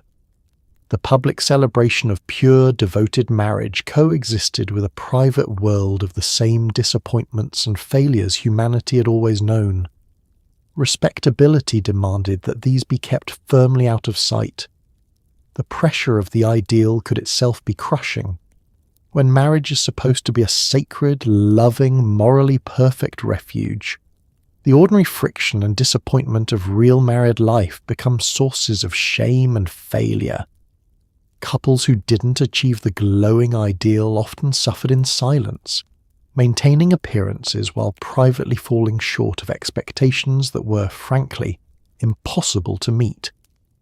The higher the ideal was raised, the further there was to fall, and the more energy went into concealing the fall. Still, for all its hypocrisy and its cruelties, the Victorian era cemented something important: the deep cultural expectation that marriage should be rooted in love and emotional devotion. That expectation, however imperfectly realized, was becoming central to how people understood the whole institution. And meanwhile, far from the sentimental parlour, the roar of factories and the churn of the modern economy were quietly dismantling the old foundations of marriage in ways the Victorians barely noticed. Let's follow the smoke to the factories, because the Industrial Revolution quietly transformed marriage from the inside out.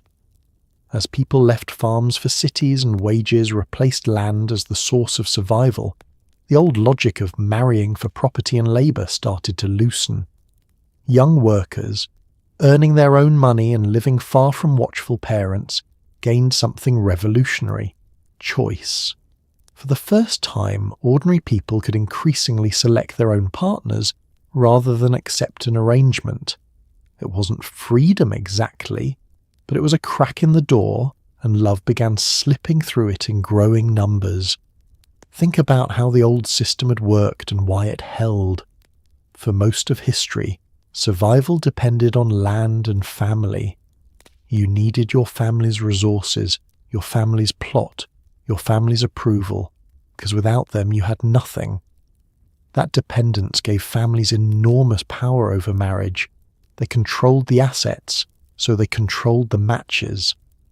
A young person couldn't simply strike out alone and marry as they pleased, because alone they'd likely starve. The whole arranged, property-driven marriage system rested on this fundamental economic dependence. The Industrial Revolution began dissolving that foundation. As factories rose and cities swelled, people left the countryside and the family farm to work for wages. A young worker in a growing city earned their own money, independent of family land and often physically far from parental oversight. That wage, however modest, was a quiet revolution. It meant a young person could, in principle, support themselves without depending entirely on their family's resources, and that changed the balance of power over their own lives, including whom they might marry. With this new independence came the gradual, uneven expansion of choice. Young people meeting each other in the mixed, bustling world of the industrial city, in workplaces, neighbourhoods, and social gatherings, increasingly formed their own attachments and made their own decisions about marriage. The parents' grip loosened as their economic leverage weakened. It didn't vanish, and family opinion still mattered enormously, but the iron necessity of accepting an arranged match for the sake of survival was easing. Choosing your own partner was becoming genuinely possible for ordinary people. This dovetailed powerfully with the era's growing cultural celebration of romantic love. Just as people were gaining more practical freedom to choose their partners, the surrounding culture was increasingly insisting that love should be the basis of marriage. The two developments reinforced each other. The economic conditions made choosing for love feasible, and the cultural ideals made choosing for love expected. Slowly, the love match was shifting from a dangerous fantasy to a realistic, even normal way to marry. The industrial world reshaped marriage in harsher ways too, and we shouldn't romanticize it. Working-class families endured brutal conditions, grueling labour, and desperate poverty that strained marriages severely. The separation of work and home hardened the division between a wage-earning husband and a home-keeping wife in some households, while in others women and even children laboured in factories alongside men out of sheer necessity. The upheaval was profound and often painful, tearing apart old patterns of family life without gently replacing them. But through all the disruption, a fundamental shift was underway. The ancient link between marriage and family-controlled property was weakening, and in its place grew the possibility of marriage as a personal choice made by two individuals. The economic ground beneath the old system was shifting, and marriage was slowly being set loose from the constraints that had bound it for millennia, all of which set the stage for the single most dramatic transformation in this entire story. The moment when love stopped being a lucky bonus and became the whole reason people married at all. Here's the turning point the whole story has been building toward. The moment love became the point. Gradually, across the 18 and 1900s, the idea took hold that people should marry because they wanted to, because they loved each other, because their hearts said so. The companionate marriage, a partnership of affection and mutual respect, became the new ideal. It sounds obvious to us now, but it was genuinely radical. For thousands of years, marriage had been about survival, alliance, and property. Now it was supposed to be about happiness, a standard so high that it quietly guaranteed a great deal of future disappointment. Pause and appreciate just how enormous this shift was. For essentially all of the history we've covered, the clay contracts, the bride prices, the political alliances, the arranged matches, love had been at best a fortunate accident that might develop after marriage. The purpose of marriage lay elsewhere entirely, in survival, in property, in family strategy, in producing heirs. The notion that you should choose your spouse based on your feelings, that romantic love should be the foundation of the whole enterprise, would have struck most of your ancestors as reckless, even dangerous. And yet here it came, and it won. The ideal that emerged was the companionate marriage, the idea of husband and wife as loving companions, partners bound by affection, mutual respect, and shared emotional life. Marriage was reimagined not primarily as an economic or dynastic arrangement, but as an intimate partnership meant to provide love, friendship, and personal fulfillment. Your spouse was supposed to be your closest companion, the person who made you happy, the one you chose freely and cherished. This is such a familiar idea today that its radical novelty is easy to miss, but it genuinely upended thousands of years of assumptions. Several forces converged to make this possible. The economic changes we've traced had loosened family control and given individuals more freedom to choose. The cultural celebration of romantic love, building for centuries and blossoming in the sentimental atmosphere of the age, had made love the expected basis of marriage. Growing ideas about individual happiness and personal fulfillment encouraged people to seek marriages that satisfied their hearts, not just their family's interests. Together, these currents carried the love match from radical notion to reigning ideal. But here's the catch buried inside the triumph, and it's a big one. When you make marriage about love and personal happiness, you also make it far more fragile. A marriage built on property and duty could endure regardless of feeling, because feeling wasn't its purpose. A marriage built on love had to actually deliver love to justify itself. When the affection faded, when the happiness ran dry, the marriage's entire reason for being came into question. The love match raised the emotional stakes enormously, and in doing so, it planted the seeds of the modern expectation that a marriage which no longer brings happiness might rightly be ended. The expectations placed on marriage swelled to remarkable proportions. Your spouse was now supposed to be your lover, your best friend, your emotional support, your intellectual companion, your partner in every sense, a single person expected to fulfill needs that earlier ages had spread across whole communities. It's a beautiful ideal and an almost impossibly demanding one. Asking one relationship to carry that much weight was bound to strain it, and the disappointment when it fell short was correspondingly deep. Still, the transformation was profound and in many ways liberating. People were increasingly free to marry those they genuinely loved and chose, which was a real and precious gain.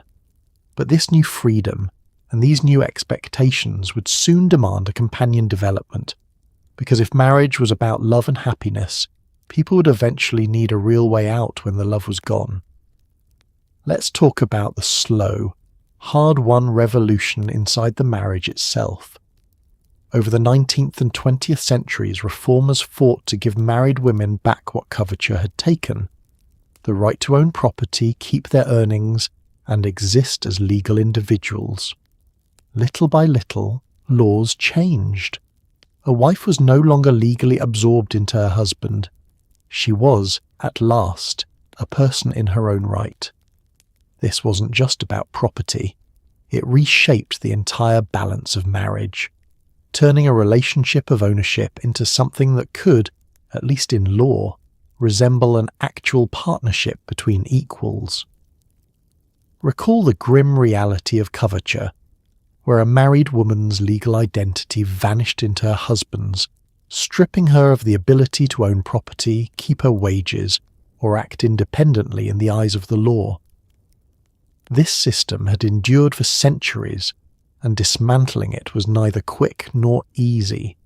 It required sustained effort, persistent campaigning, and gradual legal reform stretched across generations. The rights that many people now take for granted were won piece by piece, through the determined work of those who insisted that marriage should not erase a woman as a legal person. The property reforms were foundational.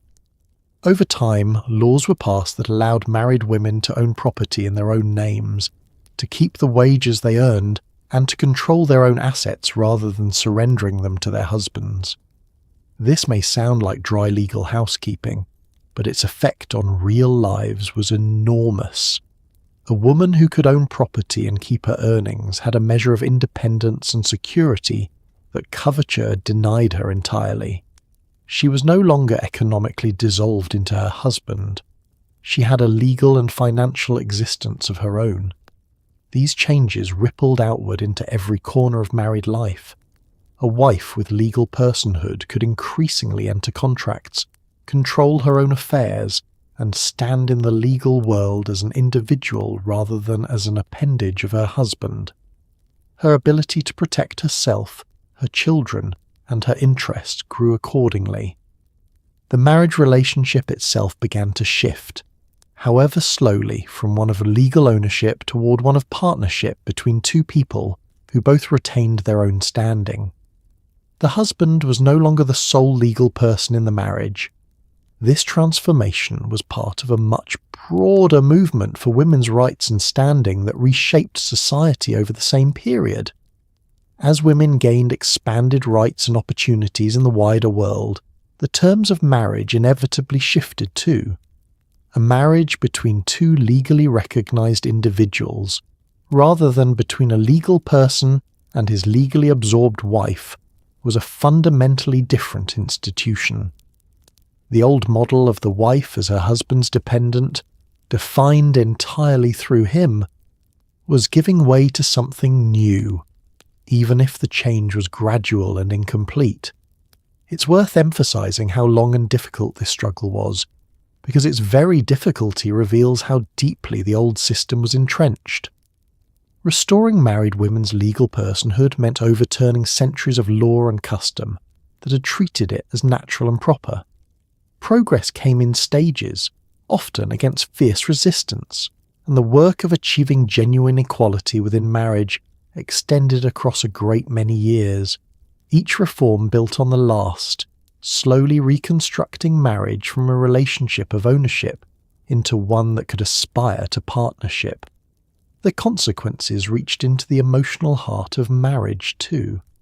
The companion-y ideal of loving partners made far more sense when both partners were actually recognized as full individuals.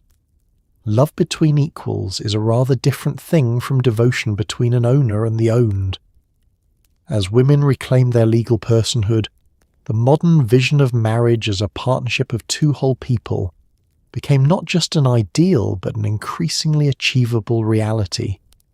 And once marriage was a partnership of free individuals who married for love, the final logical piece fell into place. A genuine, accessible way to end a marriage when the love that justified it was gone. Now that people married for love, a new problem appeared. What happens when the love runs out? For most of history, escaping a marriage was nearly impossible, but the 20th century changed that dramatically. Divorce laws loosened, culminating in the arrival of no-fault divorce, which meant a couple no longer had to prove wrongdoing to separate. They could simply decide it wasn't working. Divorce rates rose, and marriage transformed from a permanent life sentence into a commitment that could, if necessary, be ended. It was liberating, painful, and deeply modern, the natural consequence of expecting marriage to make us happy.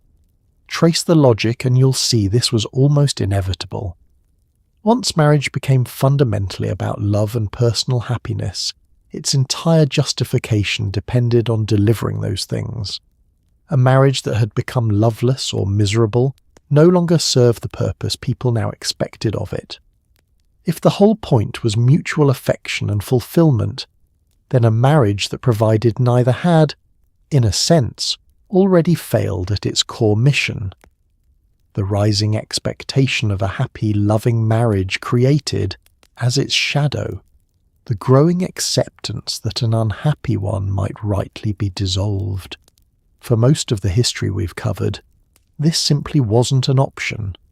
The Church's doctrine of the indissoluble sacramental bond had locked people into lifelong marriages, with only the narrow, expensive loophole of annulment available to a privileged few. Even after the Reformation cracked that door, divorce remained difficult, restricted, and often available only under grave and specific circumstances, frequently requiring proof that one spouse had committed some serious wrong. Ending a marriage was an ordeal of legal and social obstacles, out of reach for many and shameful for nearly all. The 20th century transformed this landscape. Over time, divorce laws across many societies were reformed and liberalized, making it genuinely possible for ordinary people to end marriages that had broken down. The culmination was the arrival of no-fault divorce, a genuinely revolutionary development. Under no-fault divorce, a couple no longer had to prove that one partner had committed some grievous offence to justify ending the marriage. They could divorce simply because the marriage had failed, because they no longer wished to be married, because it wasn't working. Blame was no longer required. Mutual acknowledgement of failure was enough. The effects were profound and immediate. Divorce, once rare and scandalous, became far more common and increasingly accepted as a normal, if painful, part of life. People trapped in miserable, loveless, or even dangerous marriages gained a real path to freedom that earlier generations could only have dreamed of. Marriage was fundamentally reconceived, no longer an unbreakable sentence endured until death, but a commitment that carried within it the possibility of an honourable end. This was a genuine liberation for countless people, especially those who had previously had no escape. Of course, it came with real costs and genuine pain, and it would be dishonest to pretend otherwise. Rising divorce brought heartbreak, disrupted families, financial hardship, and difficult consequences for children and communities. Critics worried about the weakening of marriage as an institution and the effects of family instability. These concerns were and remained serious, and the transformation was not without its casualties. Freedom to exit a marriage solved old cruelties while introducing new sorrows, as sweeping social changes tend to do. But the underlying shift was clear and, in retrospect, entirely consistent with everything that had come before. A world that married for love had to become a world that allowed divorce for the loss of it. The two ideas were bound together, two sides of the same modern coin. Marriage had become a choice you made freely, and increasingly, one you could unmake.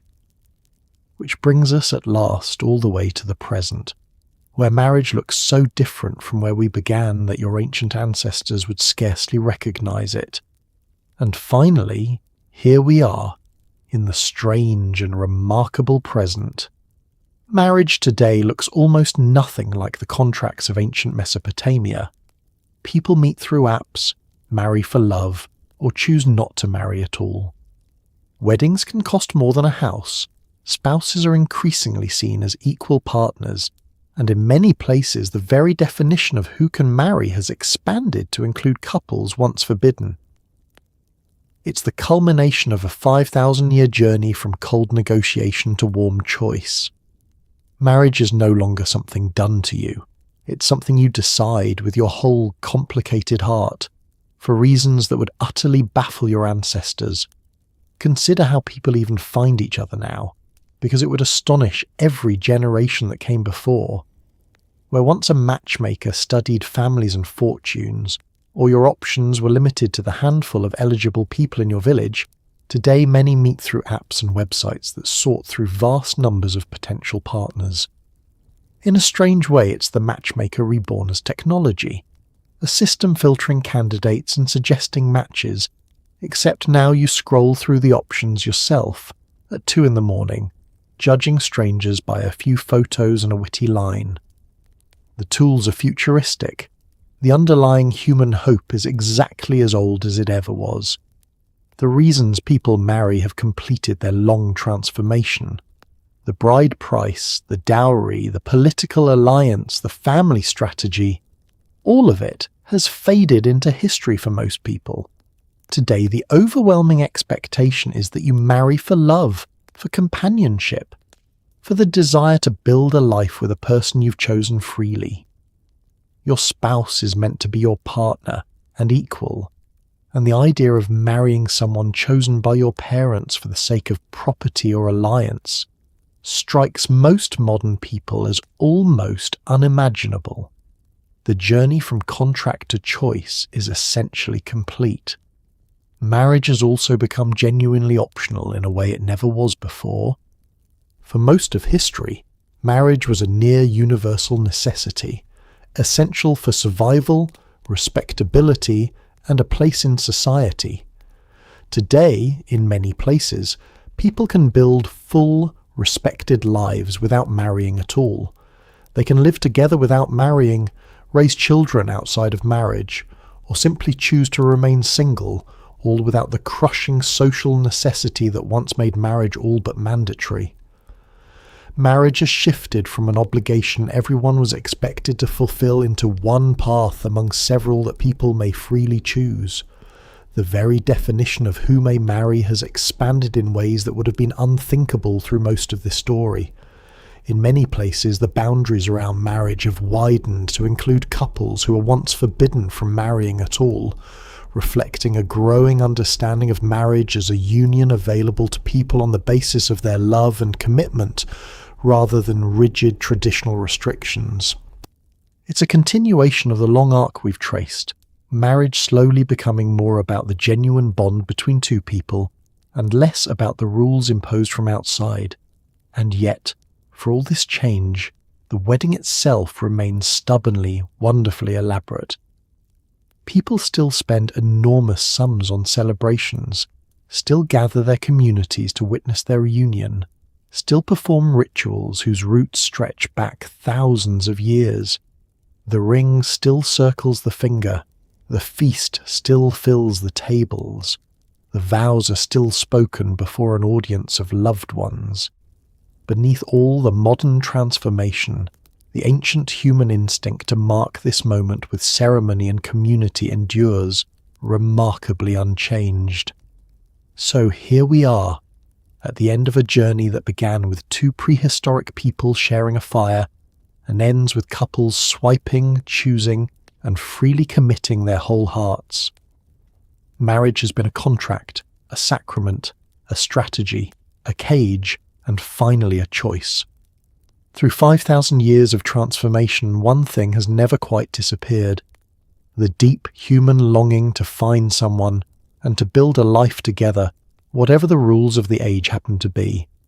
So there you have it, 5,000 years of marriage, from clay tablets and bride prices to dating apps and freely chosen love. Tonight you've travelled through a history, stranger, and harsher than any fairy tale. You've been bartered for goats, promised to strangers before you could walk, and married off to seal alliances you never asked for. You've watched your legal self quietly vanish the moment you said your vows, endured a wedding night with far too large an audience, and pined through poetry for a love that marriage wasn't even supposed to include. You've been a contract, a sacrament, a strategy, and a bargaining chip, all before anyone thought to ask what your heart actually wanted. And through all of it, the people came out the other side. They endured arrangements they didn't choose and rules they couldn't change, and still, somehow, they found tenderness in the cracks. They grew to love the strangers assigned to them. They laughed at their own weddings, wept at their own losses, and passed down the stubborn hope that partnership might make a hard life a little softer. Whatever the age demanded of them, they kept reaching for connection anyway. So tonight, as you drift off beside the person you chose freely, or peacefully alone in a life that's entirely your own, maybe spare a quiet thought for all the couples who came before, the ones who never got to choose, who signed the contract, paid the price, and made a life out of whatever they were handed. Because the freedom to marry for love, or to not marry at all, was thousands of years in the making, built quietly by people who mostly never got to enjoy it. History is messy, unfair, and often absurd, but it's also proof that the human heart keeps insisting on love, one stubborn generation at a time. Sleep well.